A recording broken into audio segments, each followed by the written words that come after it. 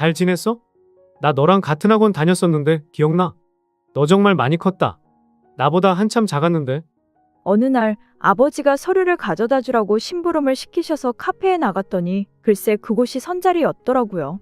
그런데 저는 그때 이 사람을 처음 봤지만 그 사람은 저를 알고 있었는지 친근하게 말하더라고요.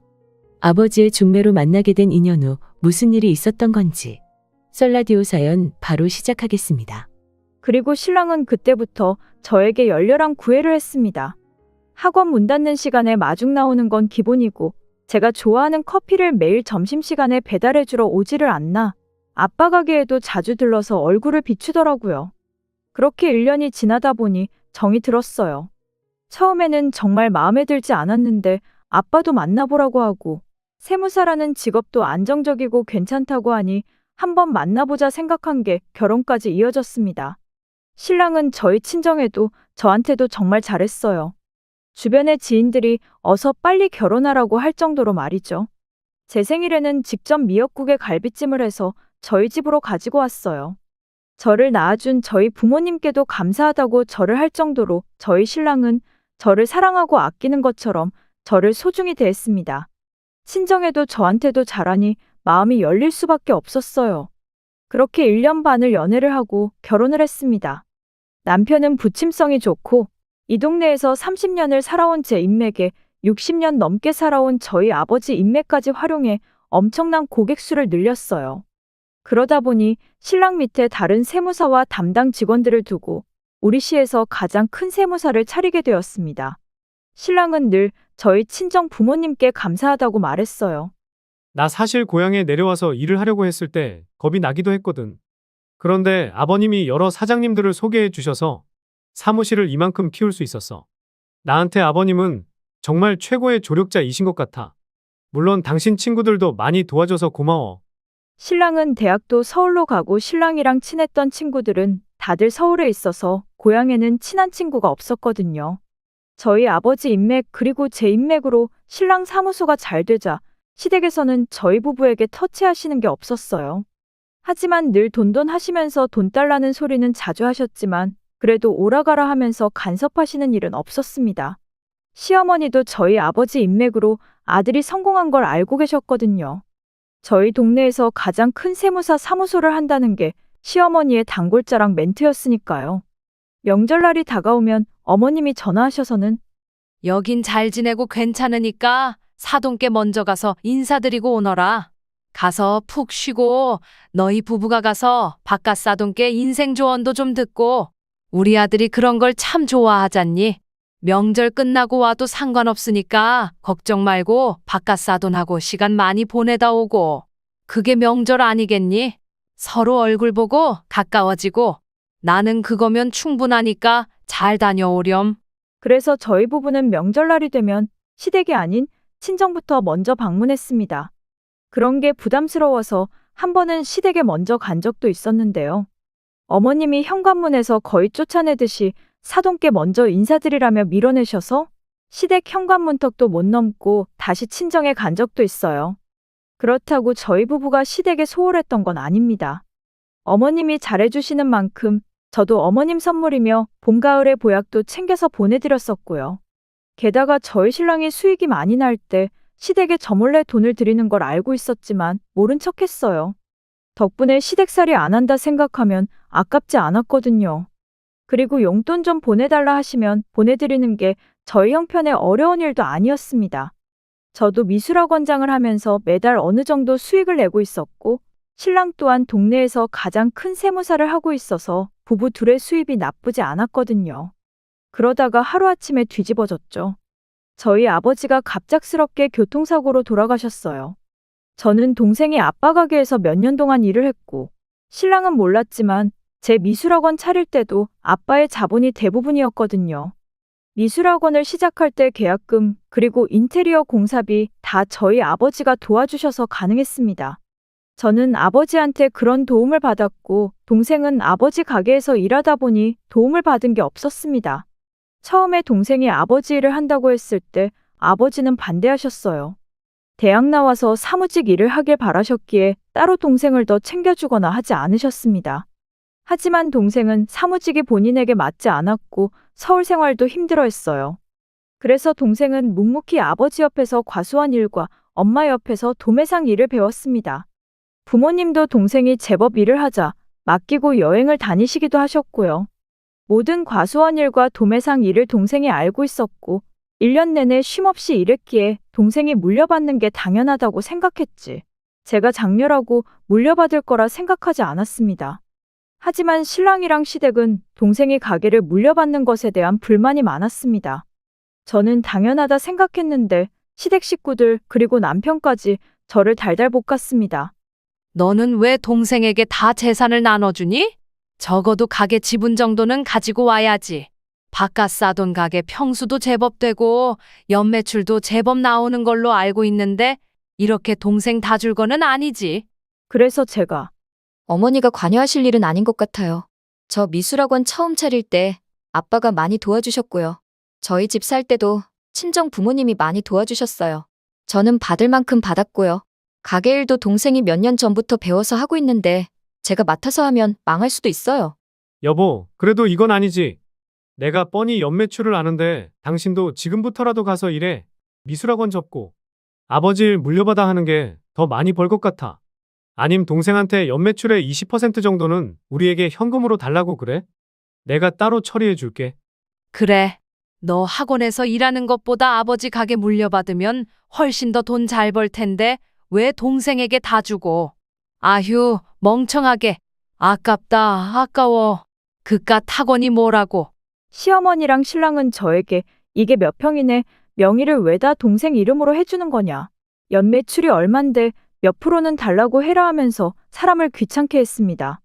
특히 시어머니는 시댁에 돈 들어갈 일이 생기면 동생에게 가게를 주지만 않았어도 그 돈으로 시댁 식구들 도와주면 되는데 바보처럼 동생에게 뺏겼다는 식으로 말하더라고요. 거기에 제가 하는 일은 돈도 안 되면서 미련하게 붙잡고 있다는 식으로 말하니 화가 났어요. 처음에는 듣고 흘렸지만 계속 듣다 보니 짜증이 나더라고요.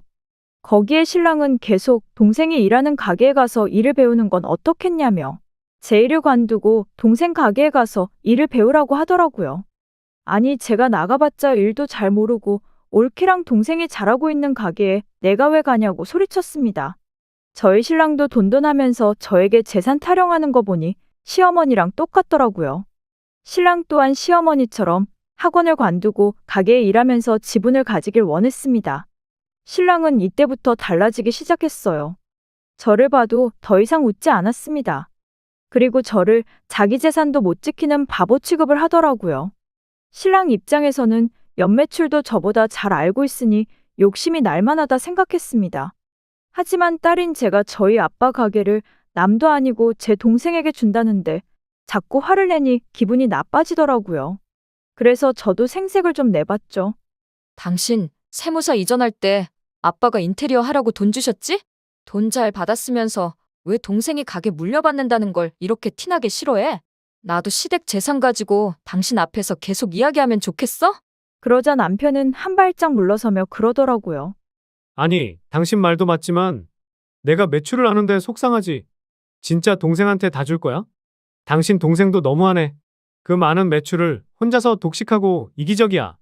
이번엔 이렇게 넘어가지만 나중에 과수원은 재산으로 받을 때 그러지 말자. 꼭 나랑 상의해. 알았지? 자기 돈을 제가 나쁜 일에 사용해서 다 잃은 것처럼 대하더라고요. 고작 아버지 가게에 아버지의 아들이 물려받은 건데 왜 아버지 일도 도움 주지 않는 자기가 속상해하는지 이해가 안 갔어요. 동생이 저희 신랑 눈치 보면서 선물을 사줘도 고맙다는 말 한마디를 하지 않더라고요. 그냥 동생이 가게 물려받았으니 이 정도는 해야지 생각하는 것 같았습니다. 그리고 예전에는 내 동생처럼 생각한다 하면서 자주 만나 밥도 먹고 술도 마시고 했는데 아버지가 돌아가시고 나서는 단 한 번도 둘이서 만나 밥을 먹거나 술을 마시는 시간조차 보내지 않더라고요. 제 동생의 전화도 잘 받지도 않았습니다. 제가 신랑을 좋아했던 가장 큰 이유는 저희 친정집에 잘한다는 거였는데 이렇게 변할 줄은 몰랐습니다. 일주일에 한 번은 무조건 친정집에 가서 밥 먹고 오자면서 친정집 챙기고 제 동생 챙기고 했던 신랑은 정말 많이 변했어요. 그리고 몇 년 뒤 동네 근처에 대형마트가 생기고 사람들이 죄다 그쪽으로 몰려다니기 시작하면서 동생 가게 매출이 점점 떨어지는 것 같았어요. 그러자 남편 표정이 점점 밝아지더라고요. 언제 한 번은 차라리 그때 가게를 동생 줘버리길 정말 잘했다며 우리는 과수원으로 받자고 그런 소리를 종종 농담 반 진담 반으로 했어요.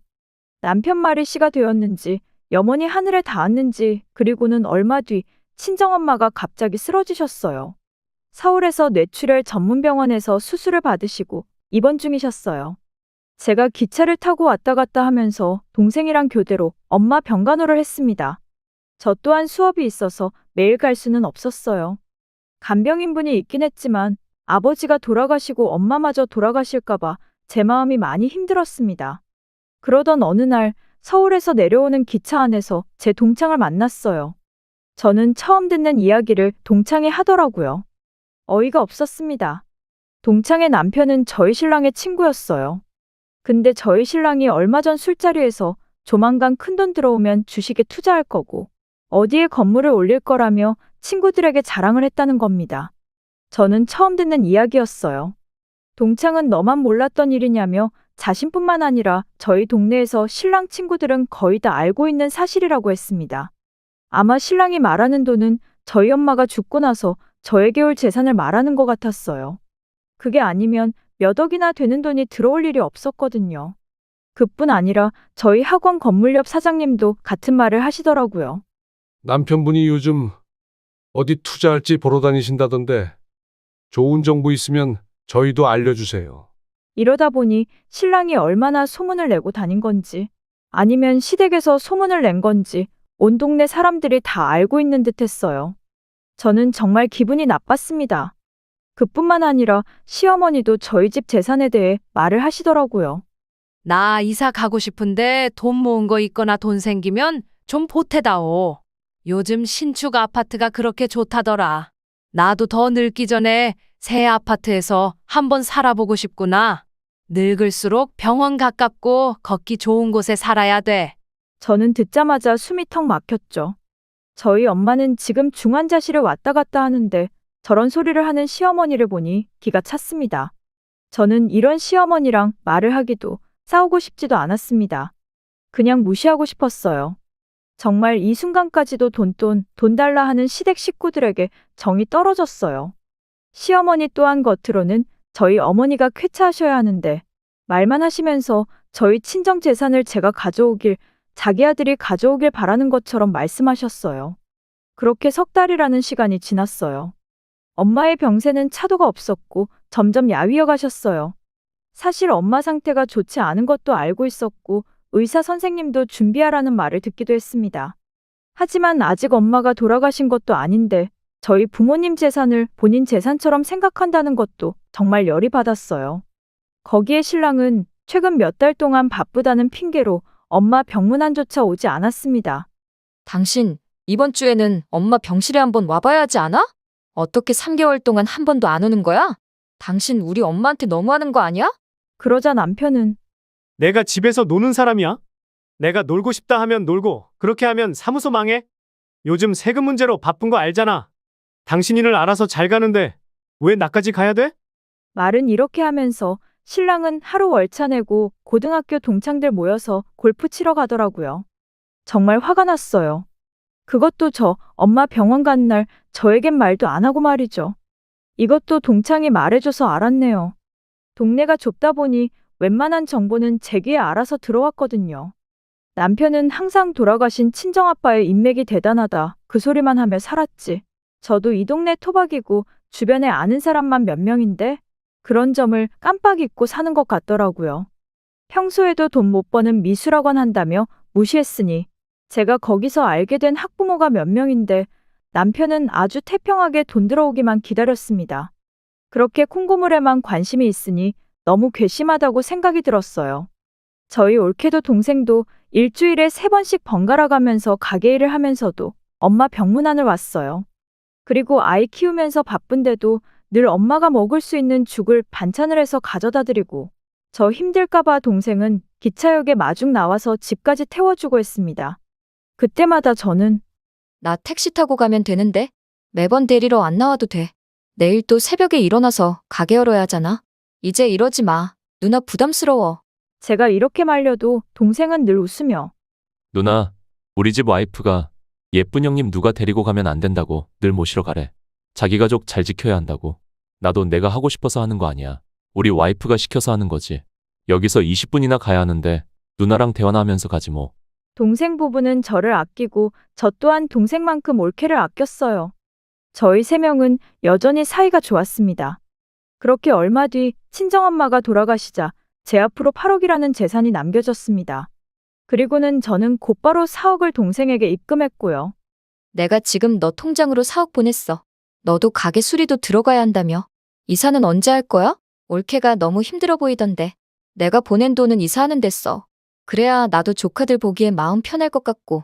누나, 내가 이 돈을 어떻게 받아? 우리 와이프도 싫어할 거야. 다시 입금해 줄게. 나도 우리 엄마 아들이거든. 당연히 병간호 같이 해야지. 그리고 내가 돈 벌어서 이사 갈 거야. 괜찮아, 누나. 그러지 마. 누나가 해주고 싶어서 그래. 애들 커가는데 계속 투룸에서 살 수 없잖아. 나중에 가게 수리하고 매상 많이 오르면 누나한테 갚아. 알았지? 동생에게 이번엔 신축 아파트로 이사를 가라고 했어요. 동생은 처음에는 말도 안 된다며 거절했지만 아이도 커가면서 돈도 많이 들고 아버지 가게 또한 경기를 타서 예전만큼 매출이 안 나오는 걸 알고 있다며 동생과 올케에게 엄마가 가시는 길까지 끝까지 책임지고 돌봐줘서 고맙다고 그 대가로 빌려주는 거라고 했습니다. 동생도 상속을 받긴 했죠. 제가 더 많이 받기도 했고 더구나 동생 몫으로 받은 돈은 싹 다 가게 수리하는 데 사용할 것 같았어요. 아빠가 가게 하실 때도 고쳐야지 했던 부분들이 시간이 지나면서 문제가 되었고 그러다 보니 이사를 가고 싶지만 갈 수 없는 상황이었죠. 사실 전부터 저 혼자 결정해 놓은 거긴 했어요. 그리고 이 모든 걸 신랑과 의논하지 않고 처리했습니다. 의논할 이유가 없었어요. 저희 부모님 재산을 받은 거고 엄마가 마지막 가실 때까지 병문 한번 나눈 신랑이 욕심내는 건 아니라고 생각했습니다. 저희가 다 한 동네 살다 보니 소문이 나더라고요. 신랑은 왜 유산으로 받은 재산을 자기에게 주지 않고 마음대로 4억이나 동생 이사 가는데 보탰냐고 따졌습니다. 너는 부부가 되어서 재산을 의논하고 써야지. 왜 너 마음대로 사용하는데? 당장 처남한테 받아와. 사천도 아니고 세상에 4억을 주는 누나가 어디 있어? 그 돈으로 뭐 할 건지 다 정해놨는데 당장 다시 받아와. 남편의 그런 반응은 충분히 예상했어요. 그래서 저도 침착하게 이야기했죠. 당신이 엄마 아플 때 한 번이라도 와서 도움을 준 적이 있어? 아님 내가 기차역에 내렸을 때 와서 데리러 온 적이 있어? 그냥 택시 타고 와라. 나 피곤하다. 알아서 해라. 이런 말만 했잖아. 내 동생이랑 올케가 매주 3번씩 서울까지 왔다 갔다 애들 데리고 병문안 가고 반찬해서 나르고 했어. 그 정도 주는 거 당연한 거야. 그러자 남편이 벌떡 일어나더니 나도 처음에는 잘했어. 하지만 일이 바쁜 거 어떻게 하니? 나는 뭐 처가 식구들에게 못했어. 당신 유산 받았다고 지금 생색내는 거야? 당신 멋대로 4억이나 썼으니 당장 내 집에서 나가. 그렇게 당신 마음대로 살고 싶으면 나가서 마음대로 살아. 그러면서 저보고 나가라며 삿대질을 하는데 저도 열이 받았죠.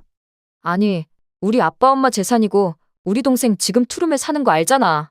나 학원 할 때 아빠 도움받았고 그걸 내가 동생 도와준다는데 자기가 왜 난리야? 제가 학원 얘기를 꺼내자 남편이 피식 웃으며 학원 그거 돈 얼마 된다고.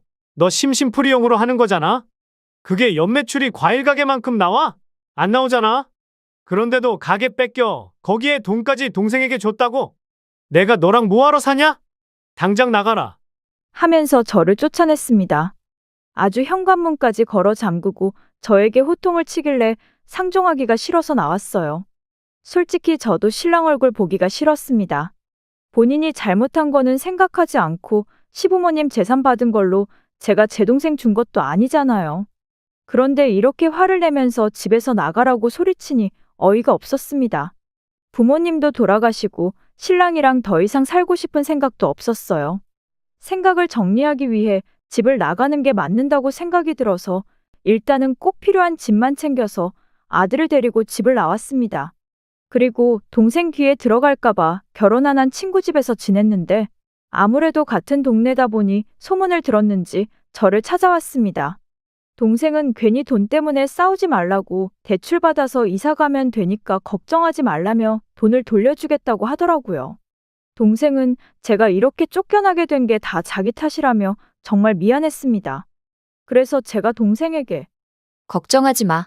나 그 사람이랑 이혼할 거야. 저렇게 내 재산을 밝히는 놈이랑은 못 살아. 우리 엄마 재산은 내 거지 신랑 게 아닌데 우리 시댁이나 신랑이나 다 자기 걸로 생각하더라. 누구 덕분에 지금 자기가 사무실을 차렸는데 나 이혼할 거야. 그날 동생에게 나 이혼할 테니 걱정하지 말고 돈 돌려주지 말라고 신신당부를 했습니다. 그날 저녁에 자려고 누웠는데 올케가 찾아왔습니다. 오자마자 눈물을 뚝뚝 흘리면서 언니, 그러지 말아요. 왜 여기서 이렇게 불편하게 생활하세요? 집에서 나오셨으면 바로 저희 집으로 오시지. 여기서 불편하게 지금 저희 집으로 가요. 제가 방 정리 다 해놨어요. 오셔서 편하게 쉬세요. 올케의 이런 모습에 저도 눈물이 나더라고요. 몇 년을 같이 산 신랑은 동생에게 돈을 줬다는 이유로 쫓아내는데 올케는 눈물 흘리면서 자기 집으로 제발 가자고 하는 모습을 보니 더 감동받았습니다. 이런 게 바로 가족이라는 생각이 들었어요. 동생 집에 들어가기에는 부담스럽고 그렇다고 동생 부부 입장에서는 계속 친구 집에서 신세 지고 있으면 불편해할 것 같았습니다.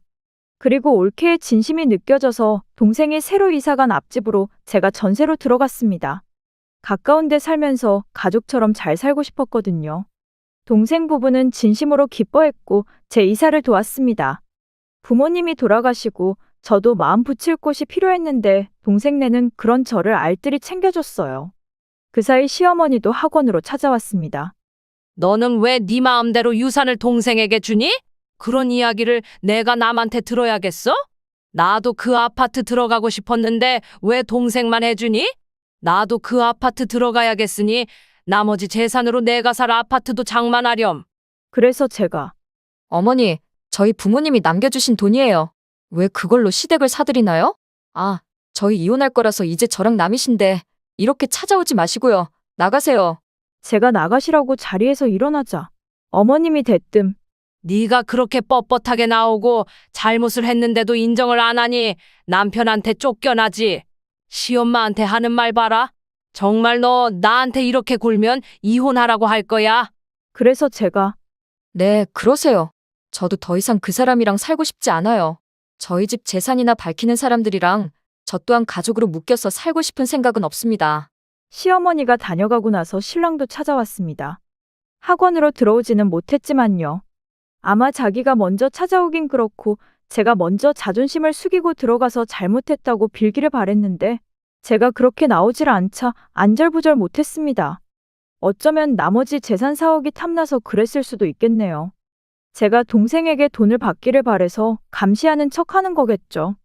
신랑은 자기가 내쫓아놓고는 제가 학원에 있는지 없는지 늘 감시를 하더라고요. 학원 창문으로 뻔히 신랑 차가 보이는데 말이죠. 제가 잘못했다고 빌고 자신에게 나머지 재산을 맡길 거라 생각했는데 일주일이 지나도 제가 전화 한 통 하지 않자 불안했는지 매일 왔다 갔다 하는 게 눈에 보였습니다. 2주일이 지나도 제가 집에 들어가지 않자 학원까지 찾아왔는데 제가 학원에 없으니 신랑은 저에게 30통이 넘게 전화를 했습니다.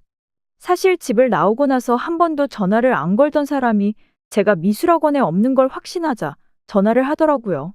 저는 더 이상 이 사람이랑 말하기 싫어서 안 받았습니다. 그러자 신랑은 동생 집으로 쳐들어왔습니다. 우리 와이프 여기 있습니까? 누나한테 돈 받으니 좋아요. 그래도 그렇지. 4억이라는 돈을 그냥 받으면 됩니까? 아무리 가족이라도 차용증이나 문서로 남겨야지. 우리 와이프 어디 있습니까? 여기 있는 거 다 압니다. 그러자 저희 동생이 형님, 저희 누나 쫓아내실 때는 언제고 여기 와서 누나를 찾으세요? 누나한테 사과하러 오신 것도 아닌 것 같은데 그냥 집으로 가세요. 근데 남편은 돌아갈 생각이 없더라고요. 내가 내 와이프 찾는다는데 이 여자가 여기 말고 올 데도 없잖아. 지금 누나한테 돈 받았다고 누나 편드는 거야? 당장 나와. 그러자 올케까지 나와서는 저희 언니한테 큰 소리 치지 마세요. 옷도 하나 없이 내쫓으셨잖아요. 얼마나 힘드셨는데 왜 이제 와서 찾으시는 건데요? 그렇게 어이없는 말로 동생을 괴롭히는 신랑의 목소리가 옆집인 저희 집까지 들렸습니다. 제 이름을 부르면서 나오라고 소리치는데 모를 수가 없었어요. 큰 소리 사이로 옳게 우는 소리, 동생의 그만하라는 소리까지 들렸습니다. 그래서 저는 현관문을 열고 나갔습니다. 문을 열자 남편 뒤통수가 보이더라고요. 그래서 제가 대차게 후려치면서 나를 왜 찾냐고 나왔으니 말해보라며 귓가에 대고 소리를 질러버렸죠.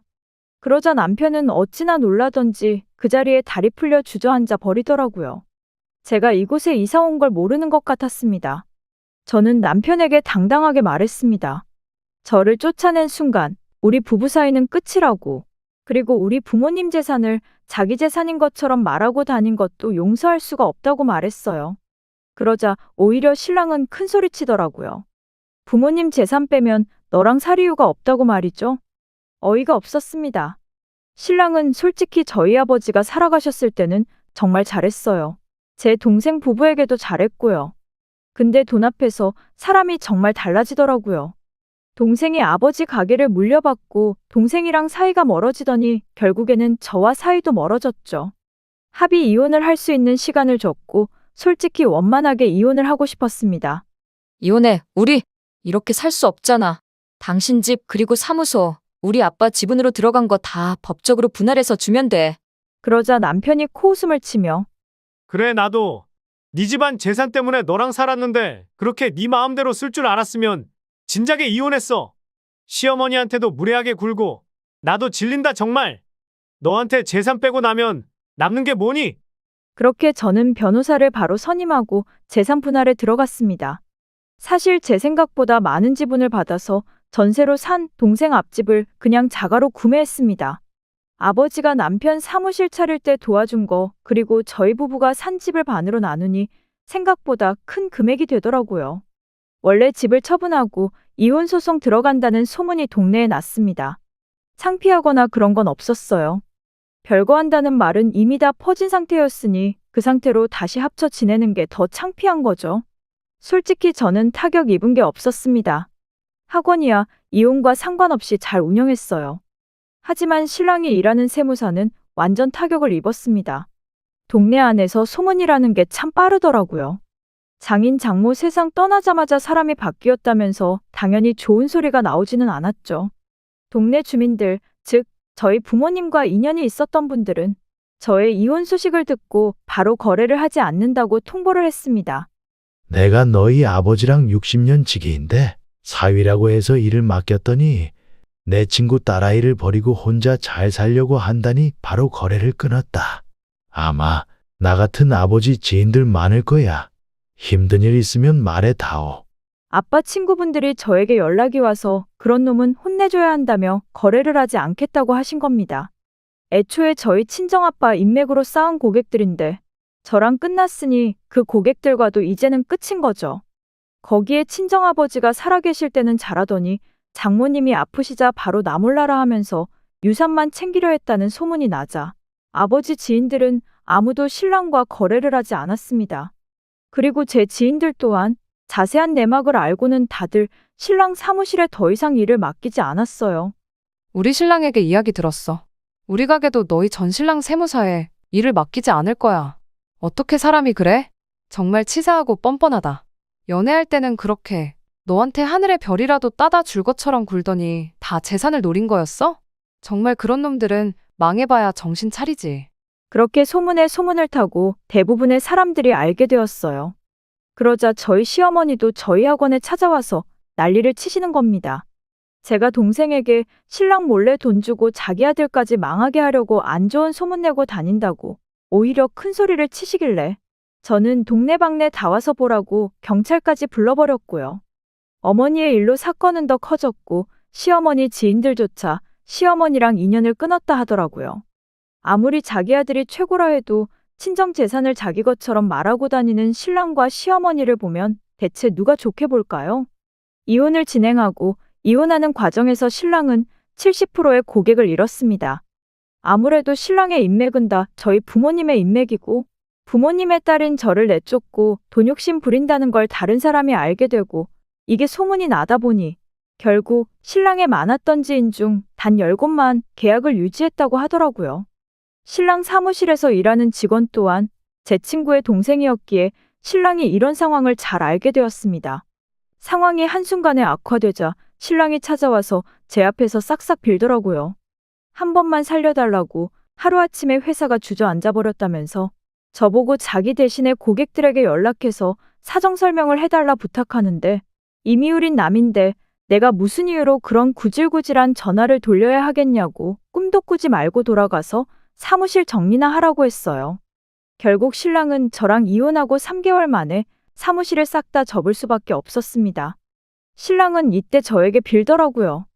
자존심이 하늘 같았던 신랑이 한 번만 소문을 잠재워달라고 무릎까지 꿇고 부탁을 했습니다.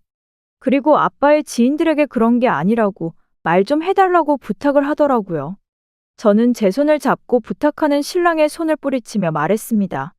당신이 한 짓 거짓 하나 없이 소문났는데 왜 내가 아니라고 거짓말을 해야 돼? 우리 이혼하면 남인데. 그러게 엄마 살아계실 때까지라도 조금 잘하지 그랬어. 그럼 내가 생각은 해봤을 텐데.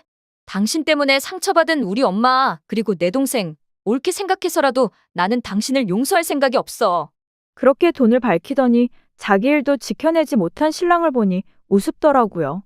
저 없어도 잘 살 수 있다고 큰소리치던 신랑은 도망치듯 다른 지역으로 이사 갔습니다. 아무래도 지나가던 사람들마다 장인장모 재산이나 탐내던 놈으로 쳐다보니 더 이상 고향에서 살기 힘들었겠죠. 저희 시댁 또한 마찬가지였고요. 진상 시댁은 이사 전까지 저에게 문자를 보냈습니다. 잘난 내 아들이 너 때문에 망했다. 너는 무엇이 그리 잘나서 우리 아들 인생을 이렇게 망치니? 얼마나 잘 사는지 두고 보겠다. 우리 아들 인생이 너만 안 만났어도 이렇게 되지 않았을 텐데. 라고 악담의 문자를 보내시더라고요. 그래서 저 또한 마지막으로 시어머니께 문자를 보냈어요. 어머니의 잘난 아들이 친정 부모님께 받은 만큼 잘했다면 이런 일 없었을 겁니다. 아들 빌부터 사시면서 며느리 유산에 숟가락 얹으려 하지 마시고 어머니 능력으로 돈 버세요. 다시는 연락하지 마세요. 그렇게 신랑이랑 이혼을 하고 저는 동생네랑 옆집에 살면서 제 학원을 하며 아들 데리고 동생이랑 올케랑 즐겁게 살고 있습니다. 그리고 오랜만에 오늘 저녁엔 와인 한잔 하면서 앞으로 다가올 크리스마스를 즐기고 따뜻한 분위기를 내보려고 합니다. 역시 가족은 함께할 때가 더 즐겁더라고요. 이곳 썰라디오에서 제 사연 함께 들어주신 여러분들도 가족분들과 뜻깊은 시간 보내시길 바랄게요. 감사합니다. 동서가 첫 인사를 하러 왔던 날, 인사를 마치고 나가자마자 거실에는 묘한 침묵이 흘렀습니다. 시어머님이 마치 숨을 고르는 듯한 표정으로 소파에 앉더니 한숨을 내쉬며 말문을 여셨어요. 아이쿠, 정신이 하나도 없네요. 아주 혼을 쏙 빼놓고 가네요. 그러게 말이야. 우리 사랑이보다 더 정신이 없는 것 같긴 하네. 할머님이 슬며시 고개를 끄덕이며 얼빠진 미소를 지으셨습니다. 과연 어떤 일이 벌어졌던 것인지. 뒤죽박죽 종을 잡을 수 없는 동서를 맞이하면서 온 가족이 겪게 된 황당무계한 사연들을 이곳 썰라디오에서 바로 시작해 보도록 하겠습니다. 아니, 하지 말라고 해도 굳이 자기가 커피를 타겠다고 하더니만 그 와중에 컵을 깨서 얼마나 놀랐는지 몰라요. 그 뒤로도 무슨 사고를 칠까봐 조마조마했다니까요. 너무 산만한 게 아닌가 걱정이 되네요. 할머님이 가볍게 웃으며 대꾸하셨어요. 그래도 애는 착해 보이더라. 정신은 없지만 밝고 착해 보여. 맞아요. 인상은 좋더라고요. 그래도 덤벙대고 산만한 것 같아서 조금 걱정이 되네요. 할머님이 다시 한번 웃으며 말씀하셨습니다. 그래도 결혼하면 심심하지는 않겠어. 그 말을 듣고 할머님과 시어머님이 서로 마주보며 크게 웃었습니다. 그렇게 동서 이야기를 하며 두 분이 한참 동안 미소를 감추지 못했는데요. 동서는 성격이 쾌활했어요. 왈가닥이라고 할 정도로 사람을 정신없게 한다는 표현이 어울릴 것 같습니다. 결혼 후에도 이런저런 일들을 많이 일으켰으니까요. 하루는 가족들이 모두 모여 저녁을 먹고 동서가 설거지를 돕겠다고 나섰습니다. 평소에도 기운 넘치게 일을 하는 동서라 시어머님은 한편으론 고맙고 또 한편으로는 늘 불안해하셨는데요. 되도록이면 동서에게 집안일을 시키지 않으려고 했지만 동서가 가만히 있는 성격이 아니었기에 늘 나서서 돕고 싶어 했습니다. 그날도 설거지를 하겠다며 고집을 부렸고 시어머님이 불안한 표정으로 거실에 앉아 계셨는데요. 역시나 잠시 후 주방에서 쨍그랑하는 소리가 들렸습니다. 동서는 얼어붙은 표정으로 서 있었고 바닥에는 깨진 그릇 조각들이 흩어져 있었습니다. 그 그릇은 다름 아닌 시어머님이 아끼던 도자기 그릇이었어요. 어머님, 정말 죄송해요. 제가 그릇을 닦다가 그만 손에서 미끄러졌어요. 동서가 다급하게 변명했지만 얼굴에는 당황한 기색이 역력했어요. 시어머님은 처음엔 놀라셨지만 이내 한숨을 내쉬며 말했습니다. 이거 내가 정말 아끼던 그릇이었는데 그래도 다친 데는 없지? 동서가 미안함에 어쩔 줄을 몰라 하며 입을 떼었습니다. 정말 죄송해요. 어머님, 제가 꼭 새로 사드릴게요. 됐어. 그래도 다친 데 없어서 다행이지 뭐. 시어머님이 괜찮다는 말을 몇 번이나 했지만 얼굴에는 아쉬움이 가득해 보였는데요. 동서도 깨진 그릇에 대한 미안함을 잊지 않고 있었던 것인지 얼마 뒤 시어머님을 위한 작은 깜짝 선물로 백화점에서 예쁜 그릇을 선물했습니다. 어느 날 저녁 동서가 새로 산 그릇을 예쁘게 포장해서 시어머님께 조심스레 내밀었거든요. 어머님, 저번에 그릇 깨뜨린 거 죄송해서요. 이거 받아주세요. 제가 최대한 비슷한 걸로 골라봤는데 마음에 드실지 모르겠어요. 이거 엄청 비싸 보이는데 뭐하러 이런 걸 싸왔어? 시어머님이 포장을 풀자 그 안에는 고급스럽고 섬세한 무늬가 새겨진 도자기 그릇 세트가 들어 있었습니다. 순간 시어머님의 눈빛이 반짝였어요. 정말 예쁘다. 너무 마음에 든다. 시어머님의 반응에 동서가 안도의 한숨을 내쉬며 환하게 웃었어요. 동서와 서방님은 결혼 후 시댁 근처인 우리 동네로 신혼집을 구했습니다. 처음 시댁 근처로 온다는 말에 솔직히 조금 놀랐기에 제가 조심스럽게 물었어요. 동서, 시댁 근처로 오면 불편하지 않겠어? 동서가 밝은 얼굴로 대답했습니다. 아니요. 형님도 그렇고 시댁분들 전부 좋은 분들이시잖아요. 그래서 별 문제 없겠다 싶었어요. 그리고 남편한테 들어보니까 형님도 육아 때문에 힘들어 하신다고 하길래 겸사겸사 가까운 곳으로 구했어요. 그럼 급한 일이 생길 때마다 제가 서준이 봐줄 수 있잖아요. 그 말을 듣고 깜짝 놀라서 다시 물었습니다. 우리 서준이까지 생각해두고 있었던 거야? 동서가 고개를 끄덕이며 웃었어요. 사실 우리 오빠네도 맞벌이 하면서 육아하느라 난리도 아니거든요. 제가 결혼한다고 하니까 우리 새언니가 엄청 아쉬워하더라고요. 동서가 조카를 많이 봐줬구나. 네, 제가 조카를 진짜 많이 봐줬거든요. 지금 새언니가 둘째 임신 중인데 제가 결혼해서 조금 멀리 오다 보니까 많이 아쉬워했어요. 암튼 제가 육아 경험이 많아서 서준이도 잘 돌볼 수 있어요. 그러니까 급한 일 있으시면 언제든지 연락 주세요. 동서가 특유의 해맑은 미소를 지으며 말했어요. 그 모습에 저도 덩달아 웃으며 대답했습니다. 사실 서준이가 벌써 작은엄마 얘기를 하더라고. 작은엄마 엄청 좋다고 말이야. 동서가 더 환하게 웃으며 대답했어요. 그렇죠. 애들이 저를 엄청 좋아한다니까요. 동서 말은 사실이었습니다. 서준이는 동서가 집에 올 때마다 동서를 졸졸 따라다니며 좋아했거든요. 동서는 아이처럼 순수했기에 아이들에게도 한없이 다정했어요. 같이 있으면 참 편안하고 대화도 유쾌하게 이어지는 게 정말 좋은 사람이었으니까요. 그러다 보니 동서가 신혼집을 가까이 구한다는 말이 반갑고 고맙게 느껴졌습니다. 동서의 가장 큰 장점 중 하나는 자존감이 높다는 점이었어요. 그 덕분에 함께 있는 사람들까지 긍정적인 영향을 받았거든요. 동서가 있으면 집안 분위기가 자연스럽게 밝아졌기에 참 신기했습니다. 그런 동서를 보며 동서네 친정가족들이 어떤 분들일까 궁금했는데요. 사돈 어르신 두 분은 횟집을 운영하고 계셨어요. 어느 날은 동서를 따라 횟집에 가본 적이 있었는데요. 횟집에 가서 보니 사돈 어르신 두 분뿐만 아니라 동서네 가족 모두가 참 따뜻하고 좋은 분들이셨어요.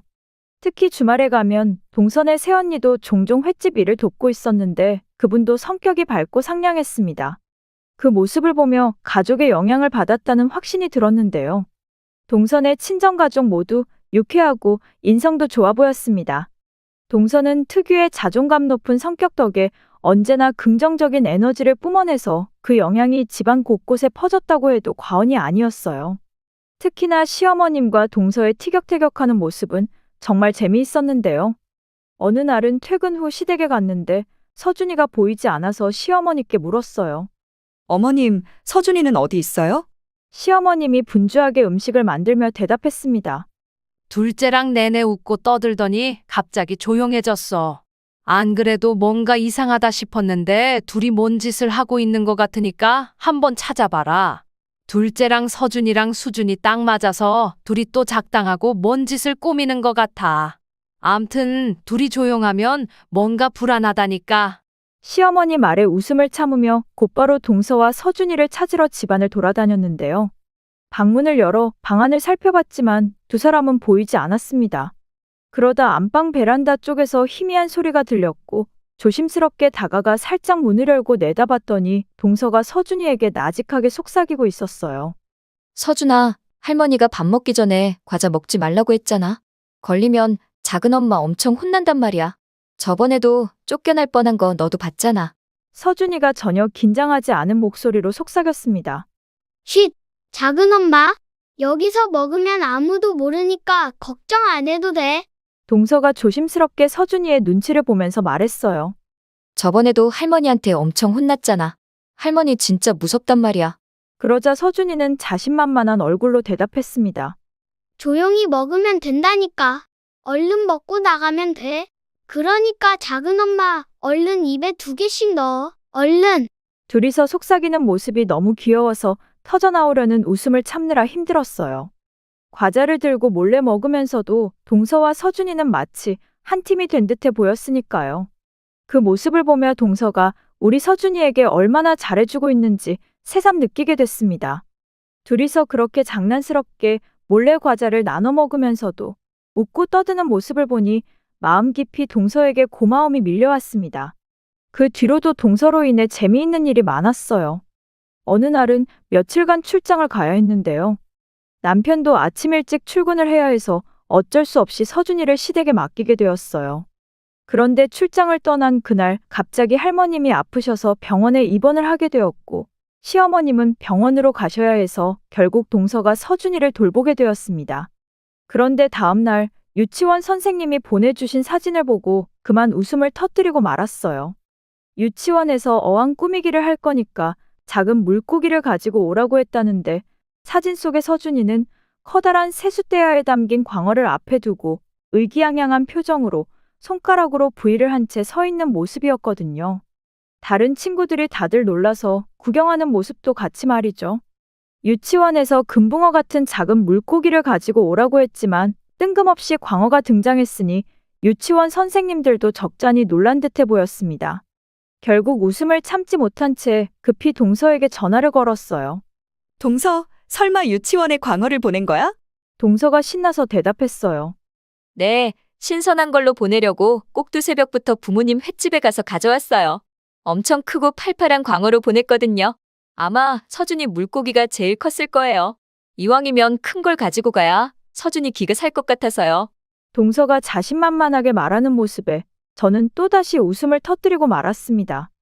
유치원에서 서준이의 사진을 받아본 날 시어머님과 할머님께도 그 사진을 보내드렸더니 시어머님이 사진을 보자마자 전화로 깜짝 놀라며 소리쳤습니다. 아니, 이게 뭐야? 광어를 유치원에 보냈단 말이야. 암튼 희한해. 참 희한해. 두 분도 웃음을 참지 못했는데요. 그날 서준이가 전화로 자랑스럽다는 듯 할머니에게 말했다네요. 할머니, 내가 가져간 물고기가 제일 컸어. 친구들이 다 부러워했어. 작은 엄마 진짜 최고야. 그렇듯 동서는 늘 엉뚱한 면이 있었지만 그런 엉뚱함 덕에 우리는 항상 즐거웠습니다. 동서의 그런 밝고 유쾌한 성격 덕에 집안 분위기는 언제나 웃음으로 가득 차곤 했으니까요. 그러던 어느 날은 할머님이 감기에 걸리셨는데 또다시 병원에 입원을 하라고 해서 입원하시게 되었습니다. 며칠간 입원이 필요하다고 하셨는데 할머님은 키우던 앵무새 걱정이 먼저였어요. 앵무새는 할머님이 오래 키워온 새였는데 무엇보다도 애착이 깊었습니다. 돌아가신 할아버님께서 외롭지 말라고 선물해 주신 귀한 앵무새였다 보니 가족과도 같은 존재였습니다. 입원을 하시면서도 내내 앵무새 사랑이 걱정을 하셨고 결국 사랑이 돌봄 문제로 가족들이 모이게 되었는데요. 시어머님은 할머님과 함께 병원에 계셔야 했다 보니 동서가 기운차게 나서며 말을 꺼냈습니다. 할머님, 사랑이 걱정은 하지 마세요. 제가 데려가서 당분간 같이 지낼게요. 제가 원래 애들이랑 동물이랑도 아주 친하거든요. 새랑도 금방 친해질 수 있어요. 동서의 말에 할머님이 처음에는 조금 망설이셨습니다. 우리 사랑이가 낯을 많이 가리는데 잘 적응할 수 있을까 모르겠다. 동서가 자신만만한 표정으로 대답했어요. 할머님, 걱정하지 마세요. 제 성격 잘 아시잖아요? 저는 세상 누구랑도 친구가 될 수 있는 친화력을 가지고 있거든요. 그건 나도 잘 알지만 너도 정신이 없고 우리 사랑이도 워낙 정신이 없는 녀석이라 둘이 같이 있으면 집안이 난장판 날까봐 그렇지. 우리 사랑이는 마음에 안 들면 계속 잔소리를 하거든. 제가 오늘부터 앵무새랑 친해지는 방법 연구할 테니까 걱정하지 마세요. 할머님은 여전히 염려스러운 눈빛이었지만 동서의 밝은 에너지를 이기지 못하고 결국 고개를 끄덕이셨어요. 그래, 너가 그렇게 자신 있다고 하니까 맡겨보마. 그래도 조심해야 한다. 우리 사랑이가 워낙 낯도 많이 가리고 겁이 많거든. 동서가 씩 웃으며 할머님께 장담하듯 말했어요. 걱정하지 마세요. 곧 사랑이랑 베스트 프렌드가 될 거니까요. 그렇게 동서가 할머님의 앵무새를 집으로 데려가기로 했습니다. 동서가 자신만만하게 앵무새를 돌보겠다고 했지만 얼마 뒤 예상치 못한 일이 벌어졌는데요. 앵무새를 동선의 집으로 옮기려고 새장을 들고 이동하던 중 갑자기 사랑이가 새장 안에서 큰 소리로 외치기 시작했다네요. 문 열어줘! 문 열어줘! 그동안 사랑이가 말을 곧잘 한다는 건 잘 알고 있었지만 어찌나 큰 소리로 문을 열어달라고 하던지 깜짝 놀란 동서가 무슨 일인가 싶어 얼떨결에 새장 문을 열어줬답니다. 그런데 그 순간 사랑이가 날아올라 그대로 헐을 날아가 버렸다네요. 하필이면 차에 타려고 하던 순간 그랬다고 했는데요. 동서는 평소 사랑이가 집에서만 지냈다 보니 그렇게 날아갈 것이라고는 상상도 못한 채 문을 열었다고 했습니다. 결국 동서가 사랑이를 애타게 불렀지만 이미 모습이 보이지 않더랍니다. 한참 동안 넋을 잃고 그 모습을 지켜보다가 급하게 시어머님에게 전화를 걸었다네요. 어머님, 큰일 났어요. 사랑이가 가출을 했어요. 그 말을 듣자마자 시어머님이 화들짝 놀란 건 말할 것도 없었고요. 뭐? 사랑이가 가출을 하다니? 너 그게 무슨 소리야? 그게 사랑이가 자꾸만 새장 문을 열어달라고 해서 무슨 문제가 있을까 싶어서 문을 열어줬더니 그대로 가출해버린 거 있죠? 걔가 왜 가출을 한 걸까요? 사랑이가 문을 열어달라고 했단 말이야? 말을 어찌나 잘하는지 사람들이 자꾸만 쳐다보는 거예요. 그래서 당황해서 열어줬더니 그대로 가출해버렸어요. 얘를 어디 가서 찾아야 할까요? 아니 그렇다고 그렇게 막 문을 열어주면 어떡해? 사랑이 머리가 보통 좋은 게 아니라고 누누이 말했잖니? 사랑이는 할머니한테 자식이나 마찬가지인데 너 이제 어쩔 거야? 어머님, 가출했다가 춥고 배고프면 다시 돌아오지 않을까요? 예전에 저도 엄마랑 싸우고 아침에 가출했다가 춥고 배고파서 저녁에 들어갔거든요. 우선 제가 근처 공원이랑 다니면서 찾아볼게요. 아니면 경찰에 가출 신고를 해야 할까요? 경찰이 그렇게 한가한 줄 알아? 할머니 알기 전에 빨리 찾아봐. 시어머님 말에 동서가 다급하게 사랑이를 찾아다니기 시작했고 그날은 주말이다 보니 결국에는 우리에게까지 연락이 와서 다 함께 사랑이를 찾아다니게 되었습니다. 하지만 아무리 찾아봐도 사랑이를 찾을 수가 없었는데요. 시간이 지날수록 동서 얼굴이 말이 아니었어요. 결국에는 할 수 없이 할머님께 사실을 말씀드리게 되었습니다. 동서가 죄송한 마음에 한없이 고개를 숙이며 말했어요. 할머님, 정말 죄송해요. 사랑이가 놀라서 가출했어요.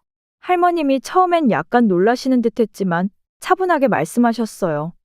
괜찮아. 걱정 말아라. 우리 사랑이가 애미 전화번호를 알고 있으니까 곧 연락이 올 거야. 우리 모두 동시에 눈이 휘둥그레져서 할머님을 바라봤는데요. 예? 사랑이가 제 전화번호를 안다고요? 시어머님이 믿기지 않는다는 표정으로 물었지만 할머님이 태연하게 고개를 끄덕이며 말했습니다. 들어보니 갑자기 날아가서 길을 잃는 경우도 있다고 하길래 혹시나 싶어서 내가 매일같이 어미 전화번호를 알려줬어. 시어머님이 더욱 당황한 얼굴로 할머님을 바라보며 물었습니다. 그게 가능한 일이에요? 앵무새가 전화번호를 외울 수 있단 말이에요? 할머님이 시어머님 반응에 살짝 웃으며 대답했어요. 니들은 잘 모르나 본데 앵무새 지능이 꽤 높아. 나랑 대화도 곧잘 했거든. 사랑이가 똑똑해서 전화번호도 분명히 외우고 있을 거야. 지금은 놀라서 헤매고 있겠지만 곧 연락이 올 거야. 시어머님이 여전히 놀란 채로 다시 물었어요. 근데 왜 하필 제 전화번호를 알려주신 거예요? 그거야. 내 나이가 많다 보니까 혹시나 내가 잘못되면 애미가 사랑이를 돌봐야 할 거 아니야. 그래서 처음부터 애미 전화번호를 알려준 거지. 내 전화번호도 알려주고 싶었는데 2개는 너무 무리더라고. 할머니 말에 시어머님이 잠시 말없이 계시다가 머리를 극적이며 다시 물었어요. 어머님, 근데 사랑이가 전화번호를 외웠다 쳐도 우리한테 전화를 어떻게 걸어요? 할머님이 여유로운 미소를 지으며 말씀하셨어요. 기다려 보자구나. 사랑이는 똑똑한 애니까 분명히 연락이 올 거야. 그 말을 듣고 우리 모두 할머님을 빤히 바라보며 말을 잇지 못했지만 그 상황 자체가 기가 막혀서 한동안 넋이 나갈 수밖에 없었습니다. 할머님의 확신에 찬 목소리에 가족들은 사랑이에게서 연락이 오길 기다리고 있었어요. 그런데 다음날 정말로 기적 같은 일이 일어났습니다. 그때까지 사랑이를 찾지 못해 집안 분위기가 어수선했는데 갑자기 시어머님의 휴대폰에 모르는 번호가 떴어요. 처음에는 스팸 전화겠거니 생각했지만 아차 싶어 전화를 받았는데요. 여보세요? 전화기 너머에서 당황한 듯한 목소리가 들렸습니다. 저기, 혹시 앵무새를 키우시나요? 시어머님이 순간 놀라서 대답했어요. 예, 그런데요. 혹시 앵무새를 보셨나요? 상대방이 급히 설명하기 시작했어요. 네, 제가 지금 집 근처 공원에 있는데요. 앵무새 한 마리가 자꾸 큰 목소리로 전화번호를 말하더라고요. 처음엔 무슨 소린가 했는데 계속 같은 번호를 반복해서 혹시나 하고 그 번호로 전화를 해본 거예요. 그 말을 들은 시어머님이 깜짝 놀라며 물었어요. 그 앵무새가 혹시 회색에 노란 깃털이 섞여 있나요? 네, 맞아요. 그 앵무새예요. 아니, 근데 무슨 앵무새가 전화번호를 외우고 있어요? 혹시나 싶어서 연락드린 건데 진짜로 받으셔서 제가 더 놀랐습니다. 그 사람 말에 시어머님이 고맙다는 인사를 몇 번이나 하고는 믿을 수 없는 상황에 놀라며 급히 우리에게도 소식을 전했어요. 사랑이 찾았다. 공원에서 어떤 사람이 사랑이가 자꾸 전화번호를 말하는 걸 듣고 전화했어. 우리 모두 놀라서 눈이 휘둥그레졌고 서둘러 공원으로 향했습니다. 시어머님은 전화를 받으면서도 계속 믿기지 않는다는 표정이었는데요. 기적 같은 일이 벌어졌다는 생각에 입을 다물지 못하고 계셨어요. 공원에 도착하니 사랑이는 나무 아래 작은 의자에 앉아 꾸벅꾸벅 졸고 있었습니다. 주변에 있던 사람들이 그 모습을 지켜보며 이야기하길 사랑이가 자꾸 도망 다녀서 아무도 잡을 수 없었다고 했어요. 동서가 사랑이를 발견하고는 다가가 조심스레 불렀어요. 사랑아, 너 여기서 뭐 하고 있어? 얼른 집에 가자. 하지만 사랑이가 그 말을 듣자마자 고개를 획 돌리더니 큰 목소리로 외쳤습니다. 할미! 할미! 그리고는 동서를 향해 꺼져! 꺼져! 라고 말을 하는 게 아니겠어요. 동서가 그 소리에 깜짝 놀라며 황당한 표정을 짓더니 사랑이를 향해 투덜거렸습니다. 너 때문에 집에서 쫓겨날 뻔했잖아. 문 열어 달라고 해서 열어줬더니 그 길로 가출을 해? 네가 양심이란 게 있으면 어떻게 그럴 수가 있어? 너가 나한테 어떻게 이럴 수가 있냐고. 동서가 사랑이에게 불만을 쏟아내고 있었지만 사랑이는 여전히 할미! 할미!를 외쳤는데 동서가 가까이 가자 날개를 퍼덕이며 꺼져! 꺼져! 를 반복했습니다. 동서가 기가 막혀서 한숨을 내쉬며 사랑이에게 다시 말했어요. 너 진짜 양심을 어디다 팔아먹었구나. 빨리 이리 오라고. 우와, 어디 할 짓이 없어서 다 큰 새가 가출을 할 수가 있어? 너 혹시 새충기가 이제 온 거야? 사랑이와 동서가 티격태격하는 모습에 주위 사람들이 슬며시 웃음을 지으며 그 장면을 지켜봤고 시어머님은 옆에서 어이없다는 표정으로 두 눈을 크게 뜨고 계셨습니다. 동서가 할머니를 찾는 사랑이를 어떻게든 달래보려 노력했지만 사랑이의 꺼져라는 말은 그칠 줄 몰랐어요. 주위 사람들이 그 모습을 보며 웃음을 참지 못하고 있는 가운데 시어머님이 다가가서 사랑이를 향해 큰 소리로 불렀습니다. 사랑아, 이제 그만하고 집에 가자. 할미 보러 가야지. 할미가 기다리고 있어. 그러자 놀랍게도 사랑이가 갑자기 고개를 돌리더니 큰 목소리로 외쳤습니다. 애미야, 할미 가자! 애미야, 할미 가자! 그 순간 동서와 시어머님 그리고 주변에 있던 사람들 모두 깜짝 놀랐는데요. 사랑이가 에미야라는 말까지 정확히 했으니 다들 놀랄 수밖에요. 주위에 모여있던 사람들도 그 기막힌 상황에 박장대소하기 시작했어요. 그 뒤 시어머님이 사랑이를 조심스럽게 데려올 수 있었고 사랑이는 마치 아무 일도 없었던 것처럼 다시 새장 안으로 들어갔습니다. 그날의 소동은 오랫동안 회자되곤 했는데요. 그 뒤에도 재미있는 일이 끊이지 않았습니다. 동서와 서준이 그리고 사랑이까지 셋이서 장난을 치고 노는 모습은 집안에 항상 웃음을 안겨주거든요. 그렇게 시간이 흘러가고 어느덧 겨울이 찾아왔습니다. 눈이 많이 내린 어느 날은 출근을 하던 동서가 빙판길에서 그만 미끄러져 다리에 깁스를 하게 됐고 가족들은 돌아가며 간병을 했습니다. 시어머님은 물론 저희 부부도 틈틈이 병문안을 갔고 서준이 역시 작은 엄마를 보기 위해 자주 병원에 갔는데요. 서준이는 작은 엄마에게 힘이 되어 주겠다며 동화책을 손에 들고 병실을 찾아가곤 했어요. 그날도 역시나 서준이가 작은 엄마 병실에 앉아 동화책을 읽어주고 있었고 동서는 침대에 누워 서준이가 책을 읽어주는 모습을 흐뭇하게 바라보며 미소 짓고 있었습니다. 그런데 마침 그 모습을 동선의 부모님, 그러니까 사돈 어르신 두 분이 보게 되었고 환한 미소를 지으셨는데요. 주변에서 들어보니 많은 사람들이 동서지간 간의 어려움을 호소한다고 하던데 저는 참 운이 좋은 사람이라는 생각이 들었습니다. 동서 덕분에 마음 깊이 서로를 이해하고 배려할 수 있게 되었으니까요. 마음 따뜻한 동서에게 다시 한번 고마운 마음을 전하고 싶어 이렇게 사연 보내봅니다. 끝까지 들어주셔서 감사합니다. 그날은 퇴근 후 시댁에 잠깐 들렀습니다. 그리고 평소처럼 시어머님과 차를 한잔 마시고 있었는데요. 시어머님의 휴대폰이 울렸고 전화를 받으셨어요. 그런데 시간이 갈수록 대화가 점점 격해졌습니다. 사부인, 그건 아니지요. 우리 며느리는 이제 결혼해서 우리 집으로 시집을 온 건데 명절 때는 당연히 우리 집에서 음식 준비하고 해야 하지 않겠어요? 그 말을 들으면서 조금 긴장하기 시작했습니다. 짐작해보건대 동서 이야기를 하고 계신 것 같았거든요. 시어머님 말에 사돈어르신이 뭐라고 대꾸한 것인지 시어머님이 더욱 단호한 목소리로 말을 했어요. 예전부터 출가 외인이란 말이 있는데 며느리가 가긴 어딜 갑니까? 우리 집은 연휴 내내 음식하고 손님 맞을 준비를 해야 해서 친정에 보낼 수 없습니다. 사부인께서 그렇게 서운해하셔도 저희 입장에서 어쩔 수 없어요. 오늘 사연은 김장을 앞두고 양가에서 벌어진 황당한 사연글인데요. 썰라디오 사연 바로 시작하겠습니다. 시어머님이 한숨을 내쉬며 계속해서 전화를 이어갔습니다. 사부인, 명절 당일이 지나도 손이 가는 일들이 한두 가지가 아니에요. 게다가 둘째 학벌이 그렇게 좋은 것도 아닌데 이런 일이라도 열심히 해야 하지 않겠어요?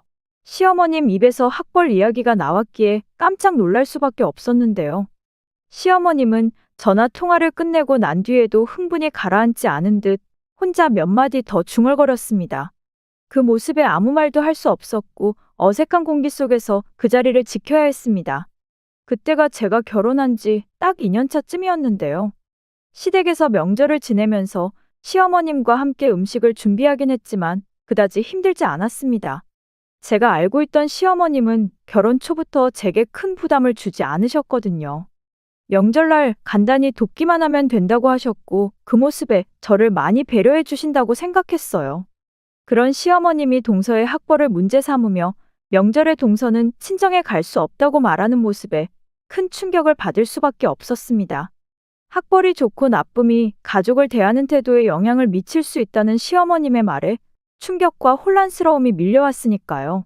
시어머님과 사돈 어르신이 통화하는 내용을 듣고 나니 마음이 복잡했습니다. 결국 고민 끝에 불만 섞인 목소리로 시어머니께 물었어요. 어머님, 그럼 저도 명절에 친정에 못 가는 건가요? 제 질문에 시어머님이 잠시 멈칫하시더니 당황한 표정으로 저를 바라봤습니다. 그러다가 이내 단호한 목소리로 말했어요. 넌 기존대로 친정 가면 된다. 둘째만 남아있으면 돼. 순간 시어머님의 답변에 묘한 마음이 들었고 잠시 망설이다가 다시 입을 열었습니다. 가려면 같이 가야죠. 저만 가는 건 아닌 것 같아요. 그리고 통화 내용을 엿들으려고 했던 건 아닌데 어머님께서 학벌 얘기를 하셔서 조금 놀랐어요. 사실 그냥 모른 척 넘어가도 될 문제였지만 어딘지 모르게 불합리하단 생각이 들었습니다. 제 말을 들은 시어머님이 한숨을 내쉬며 고개를 저었는데요.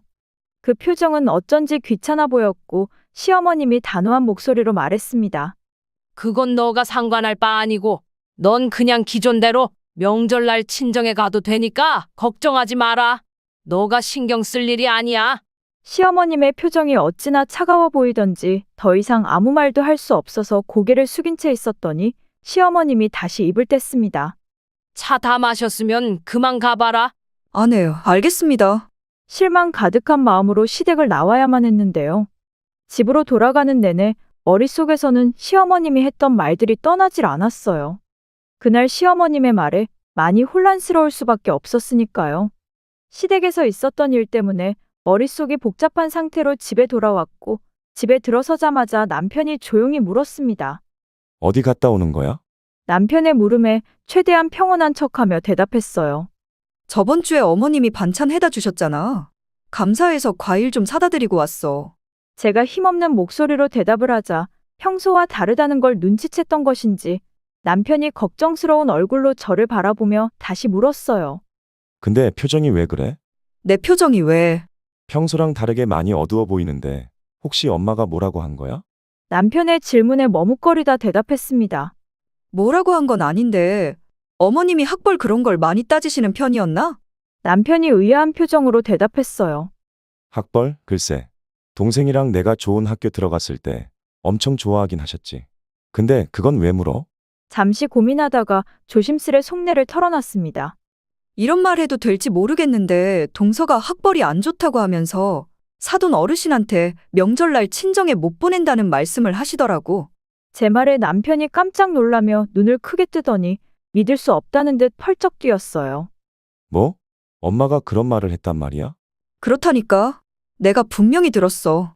남편이 여전히 믿기 어렵다는 표정으로 고개를 저으며 말했어요. 당신이 잘못 들었겠지. 재수 씨가 어느 대학 나왔는지 다 알고 있었지만 결혼 반대 안 했는데 우리 엄마가 설마 그러겠어? 당신이 잘못 들었을 거야. 우리 엄마 그렇게 이상한 분 아닌 거 당신도 잘 알잖아. 남편이 그 어느 때보다 강하게 반응하니 더 이상 어떠한 말도 할 수 없었는데요. 사실 그동안 시어머님은 제게 한없이 따뜻하고 좋은 분이셨거든요. 결혼 초부터 명절 때마다 우리는 음식 많이 안 하니까 친정에 가서 명절 지내다가 와. 우리끼리 해도 금방 하거든. 그래도 어떻게 그래요? 아님 추석에는 친정에 먼저 가고 설에는 여기로 먼저 오던지 하면 되지. 나 그렇게 꽉 막힌 사람 아니니까 걱정할 거 없다. 시어머님이 웃으며 괜찮다고 말했고 결혼 후 늘 배려해 주셨거든요. 그런데 그날 시어머님 입에서 학벌 이야기가 나왔으니 제가 얼마나 놀랐겠어요. 설마 제 학벌이 나쁘지 않아서 그랬던 건가 하는 생각마저 들었습니다. 그날 남편은 절대 그럴 리가 없다며 시어머님 편을 들었기에 더 이상 말을 이어가진 않았지만 마음속에는 여전히 무거운 감정이 가라앉지 않았습니다. 시어머님의 따뜻함 뒤에 숨겨진 또 다른 면을 본 것 같아서 그날 밤 내내 잠을 설칠 수밖에 없었어요. 그러면서 시어머님의 모습이 이전과는 다르게 느껴졌습니다. 그렇게 명절이 며칠 앞으로 다가온 어느 날 남편이 말을 꺼냈어요. 자기야, 엄마가 이번 명절에 우리는 처가댁에 먼저 가라고 하셨어. 저번 명절에도 친정부터 갔잖아. 이번에는 재수 씨 있으니까 처가댁 가서 지내다 오래. 그럼 음식을 동서만 해야 하는 거잖아. 부모님도 계시고 동생도 있는데 재수 씨만 하는 건 아니잖아. 엄마가 우리 보고 처가댁에 먼저 다녀오라고 했는데 오히려 좋아해야 하는 거 아니야? 왜 그렇게 뚱해 보이는 거야? 아니, 동서는 친정에 못 가게 하니까 걱정이 돼서 그렇지. 괜찮아. 엄마가 알아서 할 거니까 걱정하지 마. 남편이 괜찮다고 했지만 마음 한구석에는 동서가 계속 신경이 쓰였습니다. 저만 친정에 간다는 사실이 동서에게 너무나 미안하기만 했거든요.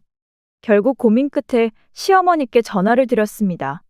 어머님, 저번 명절에도 친정에 먼저 갔는데 이번 명절에도 친정에 먼저 가라는 말씀이신 거예요? 시어머님이 다정하게 대답했어요. 둘째 있으니까 넌 친정 가서 쉬다 오렴. 그냥 저도 같이 남아서 음식할게요. 다른 집 며느리들은 친정 먼저 가라고 하면 좋아한다고 하던데 넌 오히려 불만인 것 같아 보이는구나. 그게 아니라 동서 눈치가 보여서요. 시어머님이 잠시 멈칫하더니 단호하게 말했습니다. 눈치 보일 게 뭐가 있어? 워낙 조용한 애라 그럴 리도 없으니까 걱정하지 말고 친정에서 푹 쉬다 오렴. 시어머님이 다시 한번 친정에 가서 쉬라는 당부를 하고 전화를 끊었어요. 결국 저는 남편과 함께 친정으로 향할 수밖에 없었는데요. 명절 전날 친정에 도착하자마자 엄마가 눈을 동그랗게 뜨고 물었습니다. 왜 여기로 왔어? 동서 있다고 어머님이 친정으로 가라고 하시더라고. 뭐? 얘가 정신이 나갔네. 그런다고 여기로면 어떻게 해? 그 말에 한숨을 쉬며 투덜거렸습니다. 막무가내로 가라고 하시는데 방법이 없잖아. 제가 불만스럽게 말하자 엄마가 걱정스런 표정으로 물었습니다. 너 혹시 사부인한테 찍힌 거 아니야? 찍히다니 무슨 그런 말을 해. 제가 버럭 화를 내자 엄마가 먹구름 가득한 얼굴로 대답했습니다.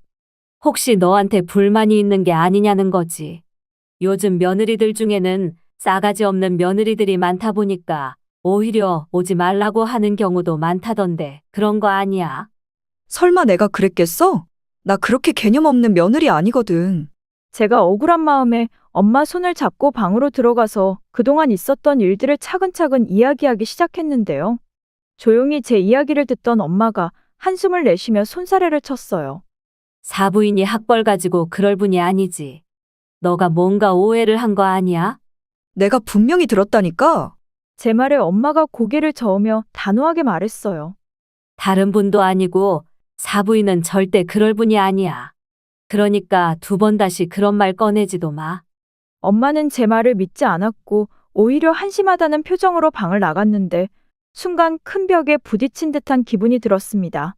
그 누구도 제가 들었던 그 말을 믿어주지 않았으니까요. 마치 제가 이간질을 시킨다는 듯한 그런 느낌마저 들었습니다. 명절날 친정에서 아침밥을 먹고 나자 엄마가 말을 꺼냈어요. 밥 먹었으니까 얼른 가봐. 어머님이 천천히 오라고 했다니까. 네가 이러니까 눈치가 없다는 거야. 얼른 준비해서 가도록 해. 그리고 다음 명절에는 여기 오지 말고 시댁으로 가고 말이야. 엄마가 등을 떠미는 바람에 바로 시댁으로 갔습니다. 그런데 시댁에 들어갔더니 가족들이 모여 앉아 고스톱을 치고 있는 게 아니겠어요?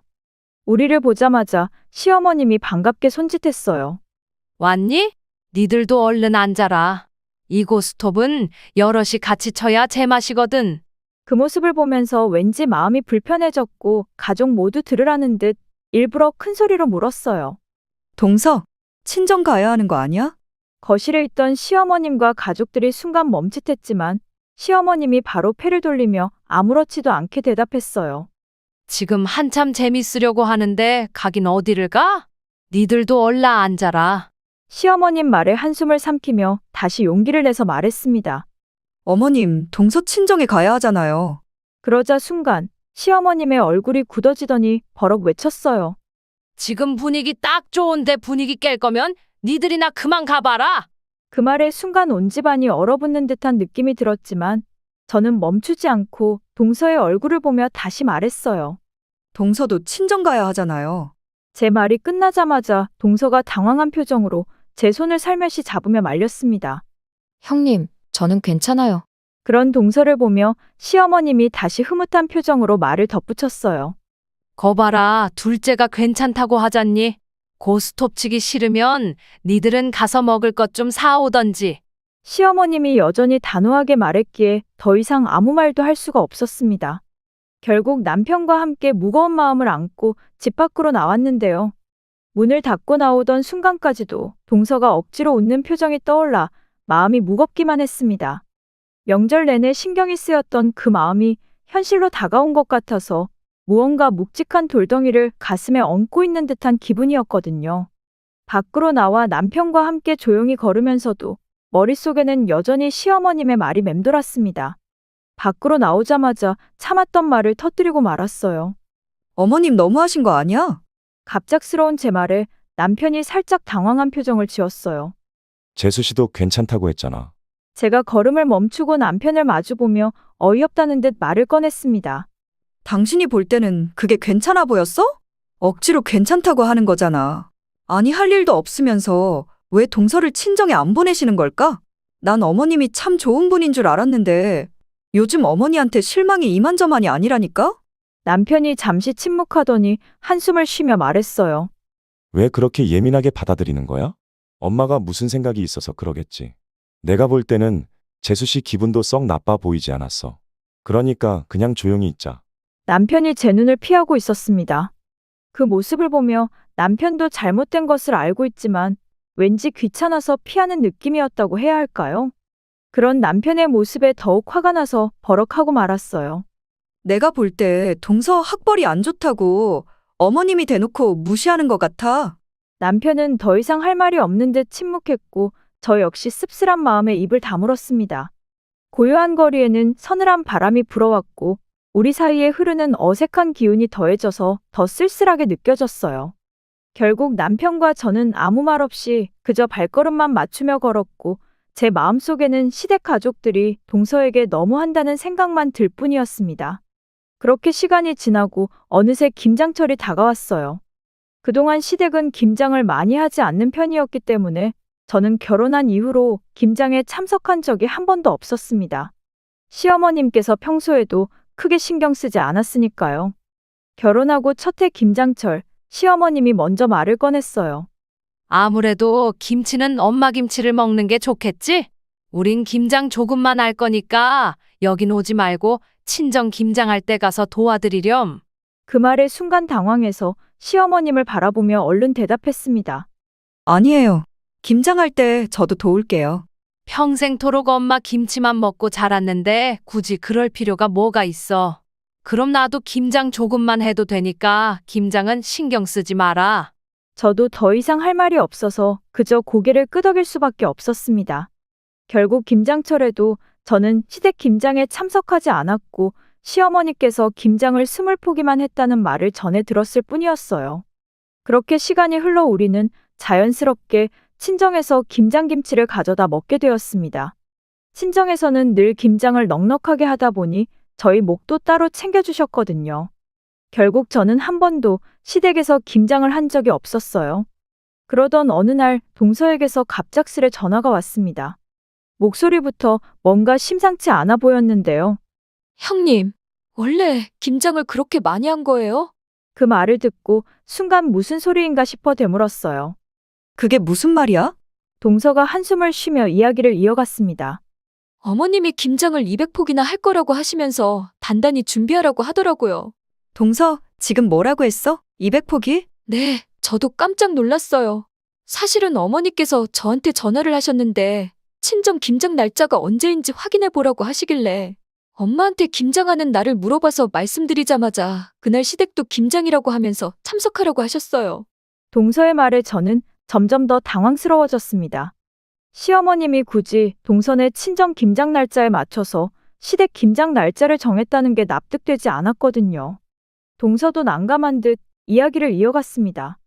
그래서 제가 친정엄마한테 김장 날짜를 바꿀 수 있는지 물어봤어요. 근데 이미 절인 배추를 주문해놔서 날짜를 바꾸기 힘들다고 하시더라고요.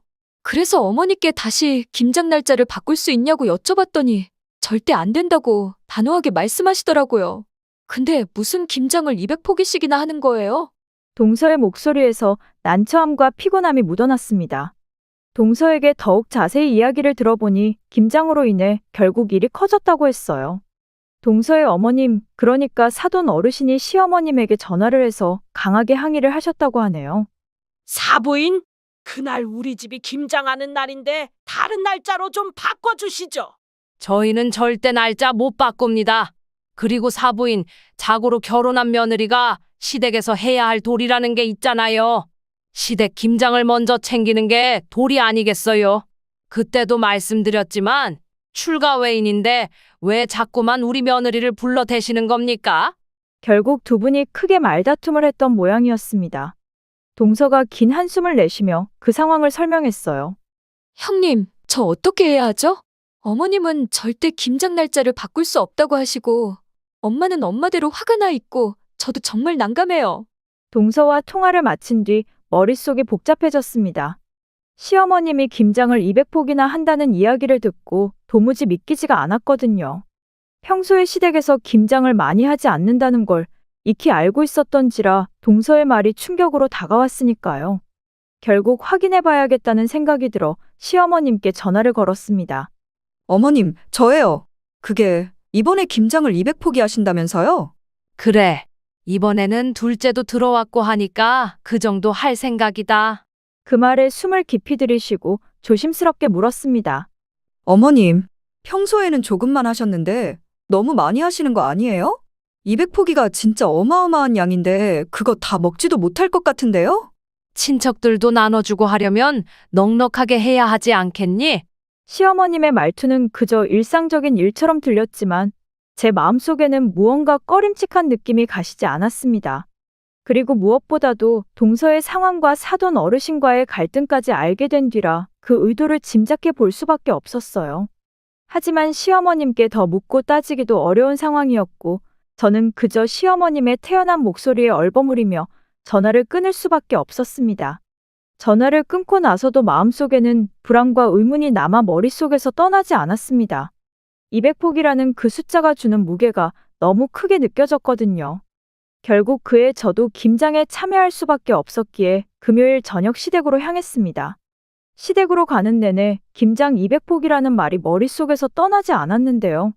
그 많은 김장을 어떻게 해야 할지 두렵기까지 했으니까요. 결국 잔뜩 긴장한 마음으로 시댁에 도착을 했는데요. 막상 시댁에 도착하고 나서 보니 분위기는 예상과는 전혀 달랐습니다. 시어머님이 분명히 200포기라는 말을 했기에 어마어마할 것이라고 생각했지만 집안이 놀라울 정도로 조용하기만 했어요. 시어머님이 주방에 계시긴 했지만 그리 바쁘게 움직이시는 것도 아니었고 오히려 한가해 보였다고 해야 할까요? 김장 준비로 분주해야 할 주방과 거실은 평소와 다를 게 없어 보였거든요. 심지어 김장에 쓸 도구들도 전혀 보이지 않았어요. 이게 대체 어떻게 된 일인가 싶어 궁금증을 참지 못하고 시어머니께 물었습니다. 어머님, 배추 200포기는 어디 있는 거예요? 200포기면 준비할 게 엄청 많을 것 같은데요. 그러자 시어머님이 주방으로 저를 데리고 가더니 배추 몇 포기를 보여주며 말했어요. 여기 있잖니. 올해는 30포기만 할 생각이거든. 네? 200포기 한다고 하셨잖아요. 시어머님이 아무렇지도 않은 표정으로 고개를 저으며 피식 웃었습니다. 30포기만 해도 우리 집 식구들 충분히 먹고도 남는데 뭐 하러 그러겠어. 제가 어리둥절한 표정으로 서 있자 시어머님이 작은 목소리로 말을 이어갔습니다. 사연이 좀 있어서 그랬던 것뿐이야. 네 동서한테는 비밀인데 말이야. 시어머님이 주변을 두리번거리고 있었는데요. 혹시나 동서가 들을까봐 걱정을 하고 있는 것 같아 보였습니다. 그 모습에 제가 물었어요. 동서는 아직 안 온 거예요? 시어머님이 마치 그 말을 기다렸다는 듯 웃으며 대답했습니다. 나중에 수육 해먹게 미리 고기나 좀 사오라고 했어. 어머님, 그 사연이라는 게 무슨 사연이에요? 제 물음에 시어머님이 상견례 때 이야기를 해줬는데요. 우리는 참석하지 않았고 동서와 서방님 그리고 양가 부모님만 참석한 자리였어요. 처음에는 양가 부모님이 서로 덕담을 나누며 나름 화기애애한 분위기 속에서 시작을 했다네요. 그러나 시간이 지나자 안사돈 어르신 입에서 기가 막힌 말이 터져 나왔답니다. 우리 수진이 때문에 소가리를 얼마나 했는지 모르겠습니다. 다른 자식들은 다들 똑똑한데 혼자만 공부도 못하고 진짜 살다가 저렇게 공부를 못하는 애는 처음 봤다니까요. 오죽했으면 애가 바뀐 게 아닌가 하고 유전자 검사까지 해봤겠어요. 안사돈 어르신 말에 상견례 분위기가 순식간에 어색해졌고 시부모님과 서방님이 당황한 채 표정이 굳어졌답니다. 하지만 안사돈 어르신은 멈추지 않고 동서를 향해 차가운 말들을 이어갔다네요. 한마디로 우리 집안의 수치나 다름이 없습니다. 그래도 김서방이 좋은 대학 나왔으니까 얼마나 다행입니까? 그치만 공부는 못해도 집안 살림이나 집안일은 잘하니까 너무 걱정 안 하셔도 될 겁니다. 우리 집에서도 김장부터 제사 음식까지 전부 수진이가 다 했거든요. 그래서 말인데 결혼해도 수진이가 와서 도울 게 한두 가지가 아니니까 그 부분은 양해 좀 부탁드리겠습니다. 그 말에 동서의 얼굴이 하얗게 질렸고 시어머님이 딱히 대답을 하진 않았던 모양이었습니다. 다만 시어머님이 고개를 돌려 동서를 쳐다봤더니 동서가 고개를 숙인 채 눈가가 붉어지고 있었답니다. 상견례날 당신 자식 칭찬만 해서 불쾌감을 주는 사례가 있다는 소리는 들었지만 배 아파 낳은 자식을 대놓고 무시하는 모습은 처음이었기에 시어머님이 조용히 입을 뗐다네요. 사부인, 학벌이 전부도 아닌데 무슨 그런 말씀을 하세요? 그날의 상견례는 결국 안 사돈 어르신의 일방적인 발언 속에서 차가운 분위기로 끝날 수밖에 없었고 시어머님도 큰 충격을 받은 채 동서가 그저 불쌍해 보였답니다. 그런 시어머님의 이야기를 들으며 제가 조용히 물었어요. 그럼 혹시 명절날 동서한테 친정 못 가게 한 것도 그것 때문이었던 거예요? 말도 마라. 들어보니까 나머지 가족들은 다들 놀고 먹으면서 식모처럼 수진이만 그렇게 일을 부려 먹었다지 뭐니? 착해 빠져서 말도 못하고 그렇게 일만 한 모양이야. 설마 학벌 때문에 차별했다는 거예요? 둘째한테 들어보니까 그렇다고 하더라고. 요즘 세상이 어떤 세상인데 그러고 사는 건지 한심하더라니까. 그래서 내가 일부러 명절 때도 친정에 못 가게 한 거고 김장 때도 못 가게 하려고 그랬던 거야. 결혼 전에 김장 때 배추 절이는 것부터 전부 수진이가 다 했다지 뭐니? 그 말 듣는데 마음이 어찌나 아프던지. 그 와중에 수진이가 워낙 착하니까 안사돈이 하는 말을 그대로 따랐던 모양인데 어떻게든 부모한테 사랑받으려고 안간힘을 쓴 게 아닌가 싶어서 마음이 참 아프더라고. 시어머님의 진심을 듣고 고개가 절로 숙여졌습니다.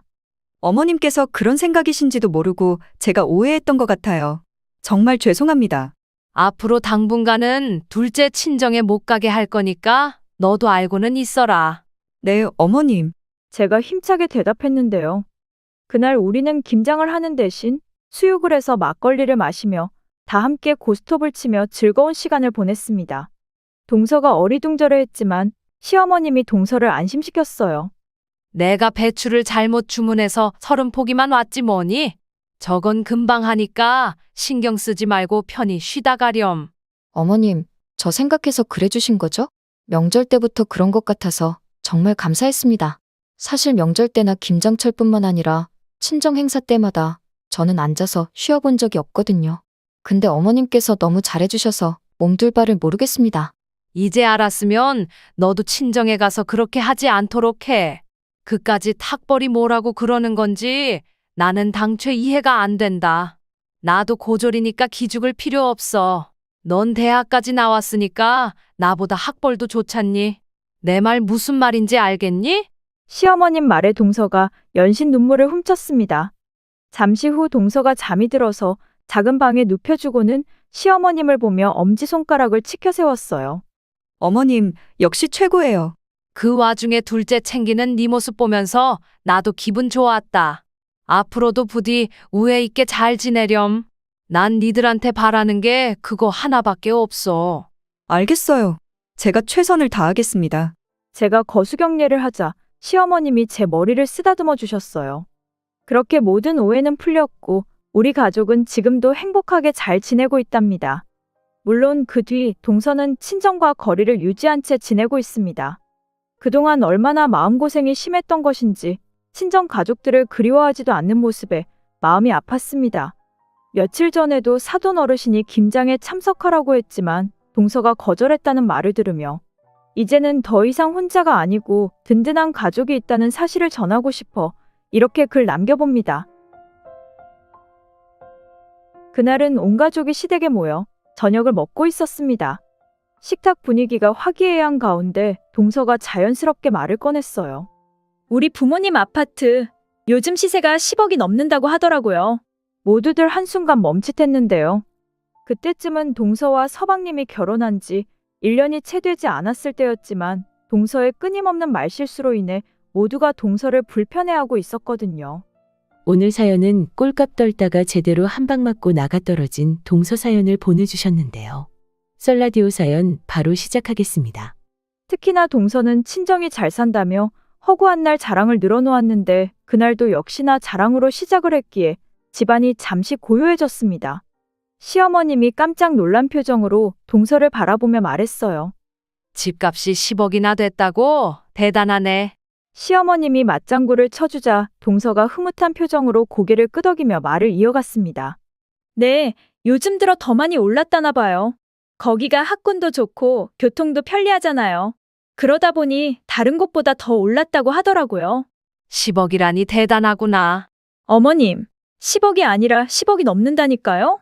동서가 다시 강조했고 시어머님이 고개를 끄덕였습니다. 식탁에 있던 나머지 가족들도 고개를 끄덕이며 가만히 듣고 있었어요. 그런데 그 순간 동서 입에서 기가 막힌 말이 터져나왔어요. 어머님, 아버님은 왜 아파트 안 사고 빌라를 사신 거예요? 그러게 말이다. 우리도 아파트를 샀어야 했는데 우리는 그런 걸 잘 몰랐어. 예전부터 이 동네에 살다 보니 이걸 사게 된 거지. 시어머님 말이 끝나기 무섭게 동서가 자랑스럽게 덧붙였습니다. 우리 부모님은 예전부터 부동산 공부를 많이 하셨거든요. 만약 우리 부모님도 이런 빌라를 샀으면 지금처럼 떵떵거리면서 못 살았을 텐데 생각만 해도 끔찍하네요. 동서가 몸서리까지 치는 모습을 보며 서방님이 나서서 말렸어요. 뭘 또 그렇게까지 말하고 그래. 난 그냥 그래서 나이가 많든 적든 항상 공부를 하면서 살아야 한다는 말을 한 것뿐이야. 옛날부터 가난은 대물림 된다는 말이 그냥 있는 게 아니거든. 그 뒤에도 동서의 자랑이 계속 이어졌고 동서가 문득 저를 바라보며 말을 꺼냈습니다. 근데 형님 친정은 시골에 있으니까 집값이 훨씬 싸겠네요? 이래서 성공하려면 서울로 가야 한다는 말이 있는 거라니까요? 순간 불쾌감을 느꼈지만 굳이 상관하고 싶지 않아 못 들은 척했는데요. 내내 좋던 분위기가 동서로 인해 어색해진 채 서로 눈치만 살피고 있었습니다. 동서의 말에 시부모님도 살짝 당황한 표정으로 저를 보셨고 서방님은 괜히 헛기침을 하며 분위기를 넘기려는 듯해 보였습니다. 결국 제가 애써 웃음을 지으며 대답했어요. 비록 시골이긴 하지만 농사 지으시면서 나름 행복하게 잘 지내고 계셔. 하지만 동서는 제 이야기를 귓등으로도 듣지 않은 채 계속해서 자랑을 이어갔습니다. 그래도 서울에 사는 게 최고죠. 우리 부모님도 서울에 안 살았으면 10억이 넘는 집은 꿈도 못 꿨을 거예요. 월급쟁이에서는 절대 모을 수 있는 돈이 아니거든요. 순간 시어머님이 곧바로 다른 주제로 말을 돌리며 어색해진 분위기를 수습하려 했고 그날 저녁 식사는 그런 어색함 속에서 조용히 끝났습니다. 그러던 어느 날은 시어머님에게서 전화가 왔어요. 삼계탕 끓일 건데 퇴근길에 저녁 먹고 가던지. 날씨도 더운데 삼계탕 끓이신 거예요? 가족들 몸보신 좀 시키려고 그러지. 그냥 외식하면 되는데 힘들게 뭐하러 그러셨어요? 나는 집에서 내내 놀고 먹는데 삼계탕 정도는 아무것도 아니야. 퇴근하면서 잠깐 들러서 먹고 가던지. 혹시 동서도 오는 거예요? 제 입에서 동서 이야기가 나오자 시어머님이 웃으며 대답했습니다. 둘째는 우리 집 오는 거 싫어하잖니? 그냥 민수만 오라고 하긴 했는데 혼자만 온다고 하겠어? 안 올 것 같으니까 걱정하지 말고 와라. 시어머님 말에 안심한 채 퇴근하면서 들르겠다고 말했는데요. 동서가 온다고 하면 안 가려고 했거든요. 그렇게 퇴근 후 시댁에 가서 시어머님이 정성스럽게 끓인 삼계탕을 온 가족이 먹고 있었는데 현관문이 열리더니 서방님과 동서가 들어왔습니다. 동서 표정을 보아하니 오기 싫은데 서방님 손에 이끌려 억지로 온 듯해 보였어요. 동서가 집에 들어서자 가족들 표정이 말이 아니었는데요.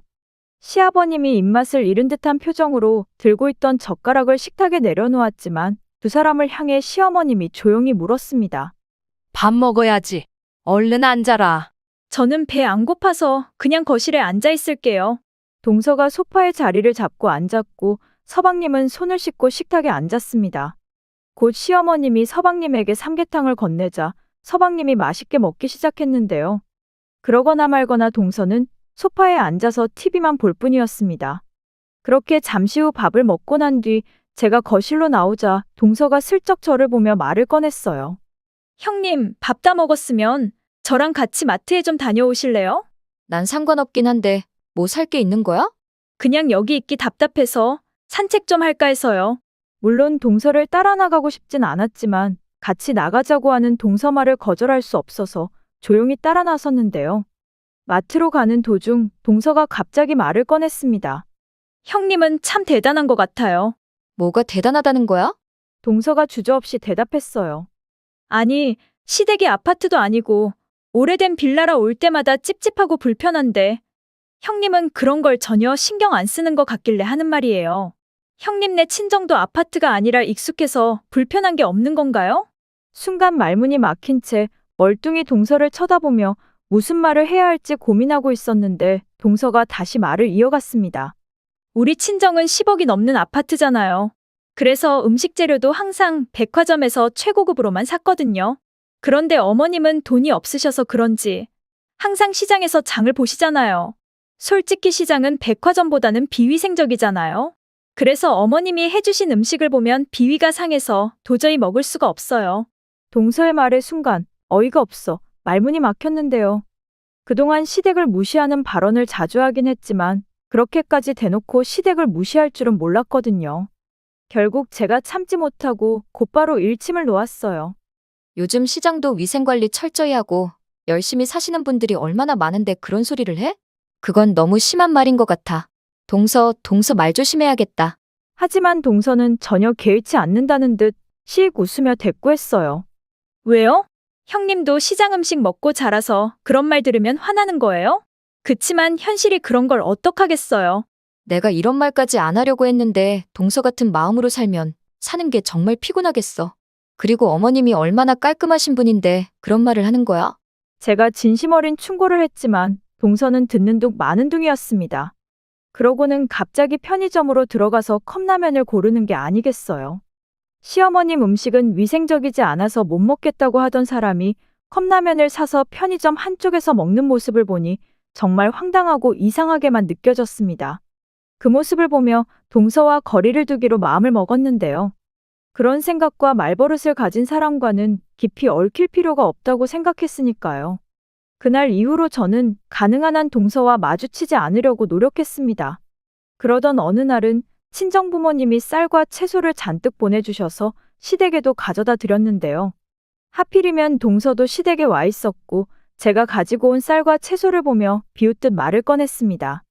백화점에 가면 다 있는 건데 굳이 이런 걸 왜 보내는 걸까요?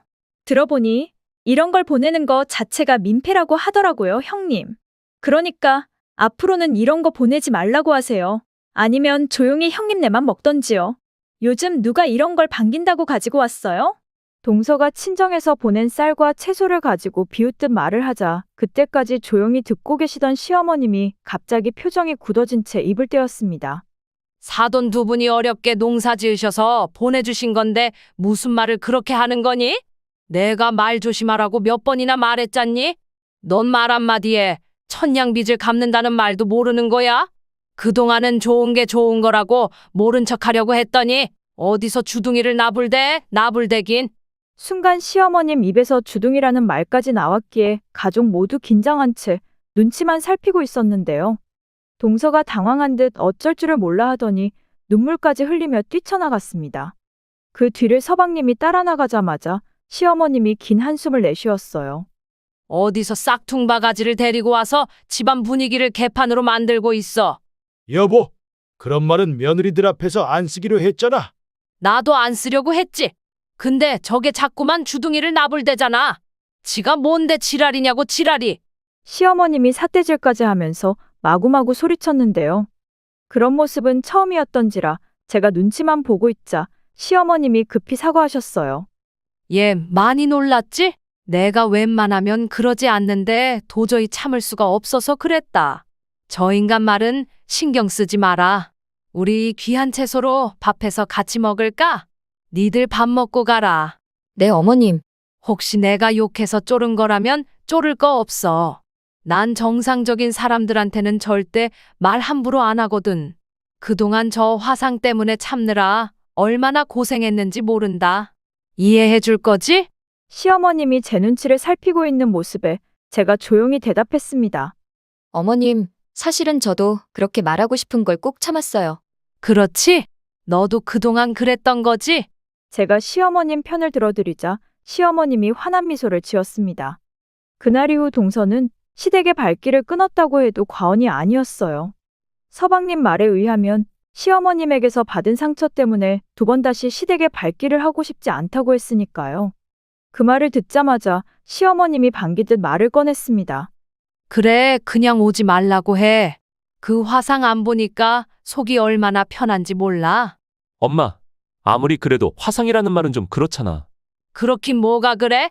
내가 개진상이라고 안 한 걸 다행이라고 생각해. 어디서 데려와도 개진상을 데려와서 집안 분위기를 이 모양으로 만들어? 시어머니 말에 서방님이 도망치듯 집을 나갔습니다. 그렇게 동서는 시댁의 발길을 끊었고 우리는 평화로운 나날을 보내고 있었습니다. 그러던 어느 날은 퇴근 후 남편과 함께 저녁을 먹고 TV를 보며 휴식을 취하던 중 남편의 휴대폰이 울렸어요. 전화를 받던 남편의 목소리가 심각해졌습니다. 네, 아버지. 엄마가 집에 안 들어오셨다니요? 그게 무슨 말씀이세요? 휴대폰 해보면 되잖아요. 휴대폰을 집에 놓고 가셨다고요? 알겠어요. 지금 바로 갈게요. 전화를 끊은 남편의 얼굴에는 걱정이 가득해 보였고 제가 급하게 물었어요. 왜? 무슨 일이야? 남편이 긴장된 목소리로 답했습니다. 저녁 식사 후에 엄마가 공원 산책을 다녀오신다고 나가셨대. 그런데 벌써 몇 시간이 지났는데도 안 들어오셔서 아버지가 걱정돼서 나한테 전화하셨더라고. 이런 일은 처음이라 아버지가 많이 놀라신 것 같아서 가봐야 할 것 같아. 어머님이 그럴 분이 아닌데 혹시 무슨 일 난 거 아니야? 우선 가서 상황을 봐야 할 것 같아.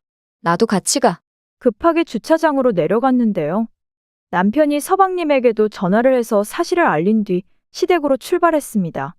시댁에 도착하니 시아버님이 초조한 얼굴로 우리를 맞이하셨어요.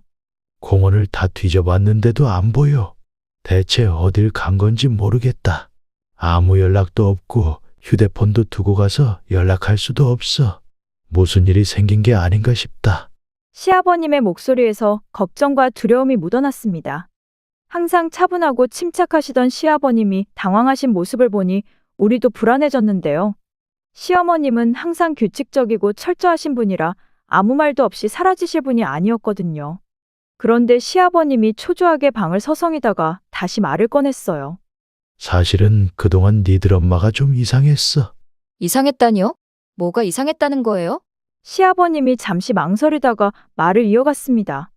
며칠 전에 자주 가던 떡집 사장님을 길에서 마주쳤는데 그 사람은 못 알아보더라니까. 자주 얼굴을 보던 사람인데 그럴 리가 없잖아. 그때는 뭔가 착각했나 보다 하고 말았거든. 그 말에 깜짝 놀라 시아버님의 이야기에 귀를 기울였는데요. 그것뿐만이 아니라 얼마 전 장을 보러 간다고 나갔는데 빈손으로 들어온 거야. 그래서 다시 가봤더니 시장 과일 가게에 산 물건을 두고 왔더라니까. 조금 이상하다 싶었는데 금방 괜찮아지는 것 같길래 건망증이 좀 심해졌나 했거든. 남편이 무겁게 한숨을 내쉬며 입을 열었어요. 뭔가 이상하긴 하네요. 그리고 요즘은 자주 균형을 잃고 넘어지기도 했어. 중심을 잘 못 잡는 것 같다고 해야 하나. 암튼 걸음걸이도 뭔가 이상한 것 같고 그랬는데 네 엄마가 별일 아니라고 하길래 나도 대수롭지 않게 여기고 말았거든. 우리는 그 말을 듣고 더욱 불안해졌습니다. 결국 남편이 걱정스러운 얼굴로 조용히 입을 떼었어요. 상황을 보면 치매 초기 증상일 수도 있겠네요. 나도 그 말까지 하고 싶진 않지만 지금 상황을 보니 뭔가 심상치가 않구나. 빨리 병원에 데리고 갔어야 했는데 내 잘못이다. 죄책감이 밀려오는 듯 시아버님의 눈시울이 붉어져 있었는데요. 그 사이 서방님도 도착했기에 다 함께 시어머님을 찾으러 나갔습니다. 그때는 너무나 당황스럽다 보니 경찰에 신고할 생각조차 못했거든요. 그런데 얼마 뒤 다행스럽게도 시어머님을 찾았어요. 시어머님이 공원에서 멀리 떨어진 도로 근처에서 혼란스러운 표정으로 헤매고 계셨거든요. 남편과 저는 안도의 한숨을 쉬며 시어머님에게 뛰어갔습니다. 남편이 먼저 시어머님을 불렀어요. 엄마, 여기서 뭐 하시는 거예요? 어머님, 괜찮으신 거예요? 얼마나 걱정했는지 몰라요. 우리가 다가가자 시어머님이 잠시 멍한 표정으로 서 계시더니 고개를 숙이고 한숨을 내쉬며 말했습니다. 아무리 생각해봐도 집이 생각이 나질 않아. 그 말을 듣는 순간 남편과 제 가슴이 철렁 내려앉았지만 내색하지 않고 시어머님 손을 꼭 잡아드렸어요. 시어머님은 여전히 불안한 눈빛으로 주위를 두리번거리며 입을 뗐습니다. 아무리 걸어도 집이 어딘지 모르겠더라니까. 이 길이 맞나 싶었는데 참 이상하네. 괜찮아요. 어머님, 이제 저희랑 같이 가면 되잖아요. 시어머님이 고개를 끄덕이셨지만 여전히 불안한 표정이셨어요. 그날 시어머님을 무사히 집에 모시고 왔고 시어머님은 피곤하신 듯 방으로 들어가셨는데 곧 잠이 드신 것 같아 보였어요. 우리는 작은 방으로 가서 문을 닫고 상의를 하기 시작했습니다. 분위기는 침울했고 누구도 먼저 말을 꺼내지 못했어요. 긴 침묵을 깨고 시아버님이 먼저 입을 열었습니다. 아무래도 병원에 데리고 가서 정밀 검사를 받아봐야겠어. 이런 말하기 좀 그렇지만 치매가 아닌가 싶다.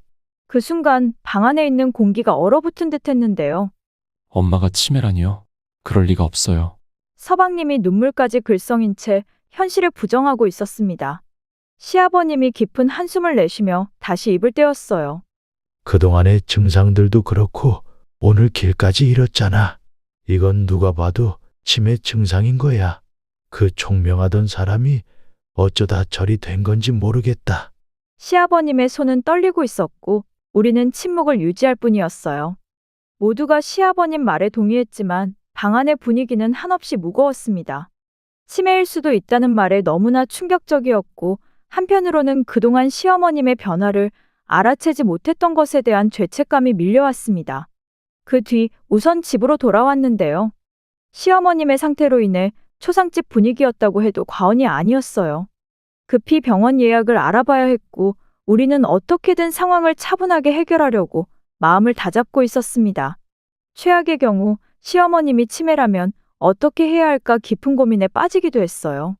그런데 다음 날 난데없이 동서가 시댁으로 오라고 연락을 해왔습니다. 서방님에게 소식을 듣고 시어머님에 대해 상의를 하려고 한다는 생각을 한 채 시댁으로 향했는데요. 그날 동서는 넘지 말아야 할 선을 넘었다고 해야 할까요? 우리가 도착하자마자 동서가 그야말로 기가 막힌 말을 꺼냈거든요. 저기 들어보니까 아무래도 어머님 치매가 맞는 것 같아요. 동서가 확신한 채 말하는 모습에 순간 불쾌감이 들어 제가 나섰습니다. 동서, 아직 검사 전인데 그런 말 하는 건 아닌 것 같아. 아니긴 뭐가 아니에요. 어제는 길도 잃어버리셨다면서요. 그것만 봐도 치매가 확실한 거잖아요. 그렇긴 한데 우선 병원에서 정확히 검사를 받아봐야 할 것 같아. 그때까지 성급하게 단정 짓는 건 아닌 것 같아. 저도 모르게 미간을 잔뜩 찌푸린 채 동서를 노려봤지만 동서가 단호하게 고개를 저으며 말을 이어갔어요. 이미 다들 알고 있잖아요. 우리 할머니도 치매 앓다가 돌아가셨는데 증상이 거의 똑같아요. 다들 치매 환자를 못 봐서 그런 소리를 하는 것 같은데 이게 진짜 장난이 아니거든요. 그 순간 시아버님이 무거운 표정으로 동서를 나무랐습니다. 아직 검사도 안 해봤는데 확실하다고 단정 짓는 건 아닌 것 같구나. 병원에서 검사를 받아보고 그때 다시 얘기하자구나. 하지만 동서는 여전히 자기 주장을 굽히지 않았어요. 그날 동서는 계속해서 시어머님이 치매라고 단정 지으며 분위기를 몰아갔습니다. 서방님도 옆에서 동서를 말렸지만 동서는 고집을 꺾지 않았어요. 자기야, 그만 좀 해. 치매가 확실한데 다들 피하고 싶은 거잖아. 우리 할머니도 치매 걸렸을 때 가족들이 다들 그랬단 말이야. 동서의 표정은 어딘가 불안해 보였고 마치 겁에 질린 듯해 보였습니다. 그래서 말인데 미리미리 준비를 해야 할 것 같아서 이렇게 찾아왔어요. 동서, 아직 검사도 안 받았는데 준비라니? 제 말이 끝나기 무섭게 동서가 갑자기 가방에서 문서 한 장을 꺼내더니 우리 앞에 내밀었어요. 혹시 몰라서 준비해봤는데 여기에 서명을 좀 해주셔야 할 것 같아요. 남편과 제가 당황한 표정으로 문서를 받아 들고 읽기 시작했는데요. 내용이 아주 충격적이었습니다. 문서에는 어머님이 치매에 걸리셨을 경우 본인은 어떠한 간병이나 도움을 제공할 의무가 없으며 간병비와 관련된 금전적인 지원도 하지 않겠다는 그런 내용이 적혀 있었어요. 결국 문서를 읽다가 동서와 서방님을 번갈아 가며 바라봤는데요. 서방님이 문서를 낚아채더니 읽기 시작했습니다. 그때까지 서방님은 문서의 내용을 모르고 있었던 것 같아 보였어요. 제가 동서를 향해 조용히 물었습니다. 동서, 이게 무슨 말이야? 남편도 놀란 표정으로 동서를 바라봤고 서방님도 경악한 표정으로 문서를 읽다가 동서에게 물었어요. 당신, 이게 뭐야? 지금 제정신이야? 서방님은 울기 직전에 그런 모습이었는데요. 동서가 여전히 불안한 표정으로 우리를 바라보며 말을 이어갔습니다. 솔직히 말해서 시댁에서 저희한테 도와준 것도 없으면서 자식한테 뭘 바라는 거 자체가 잘못된 거잖아요. 그러니까 여기에 서명해 주세요. 남편이 간병하는 건 어쩔 수 없겠지만 저는 절대로 하고 싶지 않아요. 그리고 남편이 간병하는 건 이해하겠지만 돈은 한 푼도 못 도와드리니까 그런 줄 아시고요. 너한테 도움받을 생각 없으니까 그만해. 서방님이 동서를 노려봤지만 동서가 다시 문서를 내밀었습니다. 그러니까 여기 서명해달라는 거잖아. 저는 구두로 말하는 거 믿는 성격이 아니라서요. 동서의 말이 끝나자마자 방안은 긴장감으로 가득 찼고 서방님이 더 이상 참지 못하겠다는 듯 잔뜩 화가 난 목소리로 동서를 향해 소리쳤습니다. 지금 엄마가 아프시다고 하는데 가족끼리 힘을 합쳐서 모자랄 판국에 진짜 너무하는 거 아니야? 너한테 아무것도 바라는 거 없으니까 그만 가봐. 그 말에 동서도 눈을 부릅뜨고 맞섰습니다. 난 그냥 현실을 말하는 것뿐이잖아. 그러니까 서명만 해줘. 그럼 조용히 갈 테니까. 그동안 너가 이기적인 줄은 알았지만 이 정도일 줄은 몰랐다. 그렇게 불만이라면 차라리 이혼해. 그럼 되잖아. 우리가 경악한 표정으로 두 사람을 바라보고 있었는데요. 곧 서방님이 단호한 표정으로 고개를 끄덕였습니다. 그래, 이혼하자. 어차피 너한테 도움받을 생각도 없긴 했는데 정 떨어져서 너랑 더 이상 못 살겠다. 시댁에 돈도 없으면서 나한테 도움받을 생각이 없다는 것 자체가 웃기는 거 아니야? 우리 집 그렇게 가난하지 않거든. 아파트도 아니고 이런 집에 살면서 지금 그런 말이 나와. 순간 서방님이 뭐라고 대꾸하려고 했지만 시아버님이 급히 서방님을 말렸습니다. 그날 이후 서방님과 동서는 결국 이혼 절차를 밟기 시작했습니다. 동서가 먼저 이혼을 요구했고 서방님도 받아들이면서 이혼은 생각보다 빠르게 진행되었거든요. 두 사람 사이에 아이가 없었기 때문에 복잡할 것도 없었으니까요. 우리 또한 이혼을 막지 않았는데요.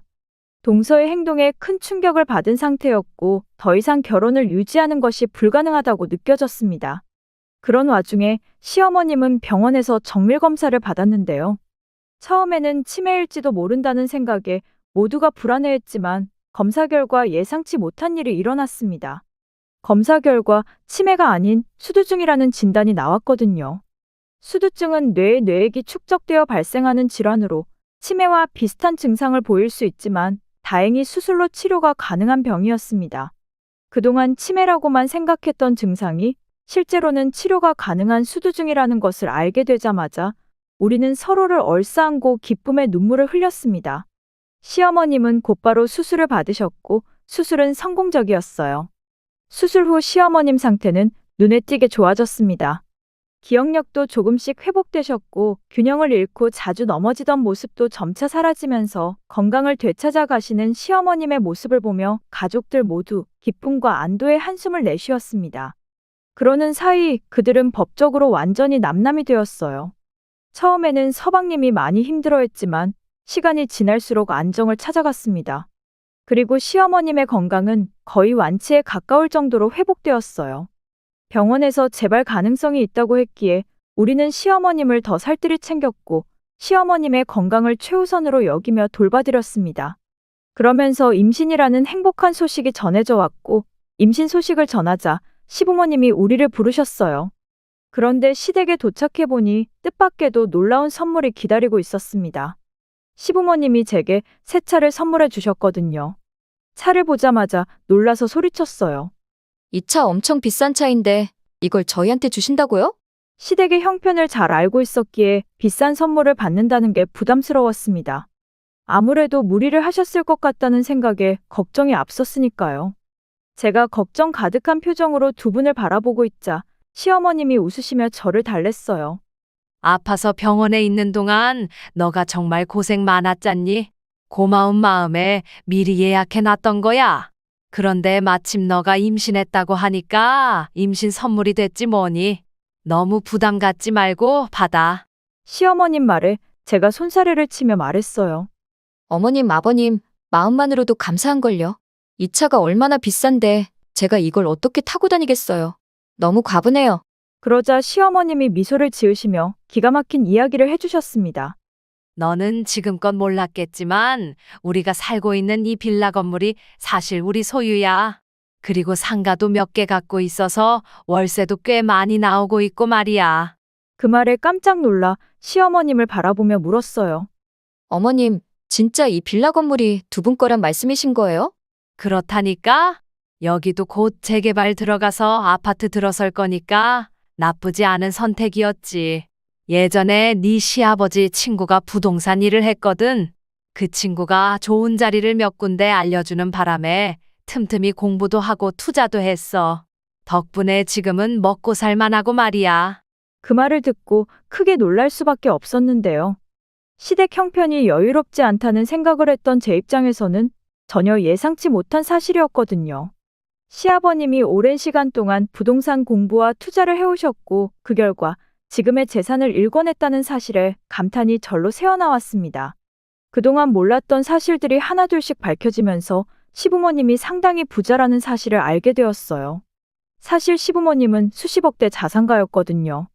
시부모님의 이야기를 들으며 궁금한 마음에 다시 물었어요. 그런데 그동안 왜 이런 이야기는 안 하셨던 거예요? 저는 시댁 형편이 넉넉하지 않은 줄로만 알았거든요. 쑥스러운 생각이 들어 제가 머리를 극적이고 있자 시어머님이 조용히 웃으시며 답했습니다. 돈이 있을수록 없는 척하는 게 사는데 편하거든. 괜히 있는 척하면 사람들 눈에 띄고 오히려 골치 아픈 일이 생기기 마련이야. 사실은 말이다. 우리가 꽤 잘 살게 됐다는 걸 알게 된 순간부터 친척들부터 지인들까지 돈을 빌려달라고 하는 사람이 한둘이 아니었어. 평소에는 연락도 잘 안 하던 사람들이 갑자기 어렵다며 도와달라고 했거든. 처음에는 도와주기도 했는데 그게 끝이 없더라고. 그래서 굳이 돈 있는 척하지 않고 살았던 거야. 그 뒤에도 사람들이 자꾸만 힘들게 하니까 투자를 했다가 크게 실패했다고 소문을 내고 다녔더니 그제서야 다들 연락을 끊더구나. 그렇게 하니까 마음이 한결 편해졌어. 그러다 보니 굳이 너한테도 말할 필요가 없었던 거고. 근데 속이려고 그랬던 건 아니니까 오해는 하지 마렴. 시어머님 말에 조용히 고개를 끄덕였는데요. 그 마음이 충분히 이해가 되었거든요. 그리고 나중에 남편에게 조심스럽게 물어봤는데요. 당신은 부모님이 그렇게 큰 재산을 갖고 계신 걸 전혀 몰랐던 거야? 아니면 알면서도 나한테 말을 안 한 거야? 남편이 무심한 듯 대답했습니다. 부모님 재산에 관심 가질 필요가 없으니까 굳이 알아야 할 필요도 없었어. 내 인생은 내가 알아서 사는 거잖아. 부모님 재산에 의지할 생각도 없다 보니까 굳이 알려고 하지도 않았어. 그 말을 듣고 남편이 참 대단하다는 생각과 함께 남편처럼 올바른 사람과 결혼하게 된 게 참 다행이라는 생각마저 들었습니다. 시부모님 재산에 집착하지 않는 남편의 모습이 참 듬직했고 그 진중함에 더 믿음이 갔으니까요. 그렇게 그날 고급차를 선물 받았는데요. 그게 끝이 아니었습니다. 아이가 태어나기 전 시부모님이 우리에게 넓고 학군 좋은 지역의 아파트까지 사주셨거든요. 역시나 너무 놀라서 거절했지만 시어머님이 미소 지으며 말했어요. 그때 내가 치매일지도 모른다고 했을 때 니들이 나를 모시겠다고 했다면서? 그건 아니고 해볼 만큼 해보겠다고 한 것뿐인걸요. 그러다 정 안 되면 방법을 찾아보겠다고 했던 거고요. 그러니까 말이야. 그 마음이 참 고맙더구나. 난 평생 그 마음 잊지 않고 살 생각이다. 내가 치매라고 도망간 사람도 있잖니. 그러니 내 입장에서는 그저 고마울 수밖에 없잖아. 참 고마웠다. 시어머님의 눈시울이 붉어져 있었습니다. 그렇게 우리는 이사까지 했는데요. 그 뒤에도 시댁에 자주 오가며 잘 지냈습니다. 그러던 어느 날은 친정에 내려가는 길에 잠시 휴게소에 들렀는데요. 차를 세우고 잠깐 휴식을 취하려고 문을 열고 내리던 순간 옆차에서 내리던 사람이 갑자기 저를 보고 깜짝 놀란 듯 아는 척을 했습니다. 형님. 아니지, 윤서 씨. 여기서 다 만나네요? 그 목소리에 고개를 돌려보니 그 사람은 다름 아닌 전동서였습니다. 거기서 그렇게 만나다 보니 살짝 당황했지만 전동서는 저보다 더 놀란 듯해 보였어요. 특히 제가 타고 있던 차를 보더니 눈이 휘둥그레져서 물었습니다. 이 차, 이거 엄청 비싼 차잖아요. 윤서 씨가 이런 비싼 차는 어떻게 타고 다니는 거예요? 혹시 카푸어 그런 거예요? 전동서는 차를 몇 번이나 훑어보며 믿기지 않는다는 표정으로 바라봤는데요. 제가 미소를 지으며 대답했습니다. 아, 이 차요? 시부모님이 사주셨어요. 이제는 남남이었기에 저도 존댓말을 사용했고 제 말을 듣자 전동서가 입을 다물지 못한 채 한참 동안 말을 잇지 못했습니다. 눈을 크게 뜨고 제 얼굴과 차례 번갈아 바라보며 황당한 표정을 지었으니까요. 그러다 곧 전동서가 비웃으며 다시 말을 꺼냈어요. 시어머니가 치매에 걸려서 돈도 없을 텐데 말이 되는 소리를 좀 하세요. 제가 잠시 어이없다는 표정으로 전동서를 바라보다가 차분히 대답했어요. 치매 아니에요. 어머님은 치매가 아니라 수두 중이셨거든요. 수술로 치료가 가능해서 지금은 거의 완치되셨어요. 제 말에 전동서가 또다시 크게 놀라며 입을 다물지 못했습니다. 치매가 아니라고요? 그건 그렇고 이렇게 비싼 차를 어떻게 사줘요? 그런 거지 같은 집에 사는 사람들이. 글쎄요. 그건 저도 모르죠. 전동서가 그 말을 듣고도 여전히 충격에서 벗어나지 못한 듯 입을 다물지 못한 채 가만히 서 있었는데요. 얼굴이 사색이 되어 있었습니다. 그런데 얼마 뒤 기가 막힌 일이 일어났습니다. 전동서가 서방님을 찾아갔던 모양이었어요. 그 자리에서 자초지종을 묻는 전동서에게 시부모님이 수십억 대의 자산가라는 말을 약올리듯 하자 전동서가 갑자기 다시 합치자는 말을 했다네요. 그 말을 듣고 서방님이 웃기는 소리하지 말라면서 비웃다 나왔다고 했어요. 그런데 며칠 전 시어머님에게서 전화가 와서 받았는데요. 걔가 우리 집에 찾아온 거 있지 뭐니?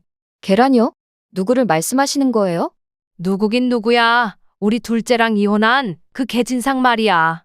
네? 개진상이요? 설마 전동서를 말씀하시는 거예요? 그래. 그 개진상이 찾아와서 둘째랑 다시 합치고 싶다고 하지 뭐니? 그래서 뭐라고 하셨는데요? 개진상이 어디 와서 짖냐고 하면서 내쫓아버렸어. 둘째한테 말하니까 다시 찾아오면 경찰에 신고하라고 하더라고. 너도 혹시 모르니까 그 개진상 전화번호 차단해라. 살다 그렇게 낯짝 두꺼운 인간은 처음이다. 시어머님이 한동안 전동서 욕을 하다가 전화를 끊었습니다. 그 말을 들으며 대단하다는 생각이 들었는데요. 그때 당시 우리는 그 사람에게 조금도 시어머님 간병을 맡길 생각이 없었는데 스스로 복을 차고 나간 게 아닌가 하는 생각이 들면서 문득 마음을 곱게 써야 한다는 말이 떠올라 씁쓸한 마음이 들어 이렇게 제 사연을 보내게 되었어요. 제 사연 들어주신 분들께 감사드리며 아무쪼록 여러분들의 가정엔 평안만 가득하시길 기원합니다. 오늘의 썰라디오 사연글에 여러분의 소중한 댓글 참여 기다리면서 구독, 좋아요, 알람 설정 해주시면 매일 새로운 사연으로 만나실 수 있습니다. 늘 건강하시고 행복하세요. 감사합니다.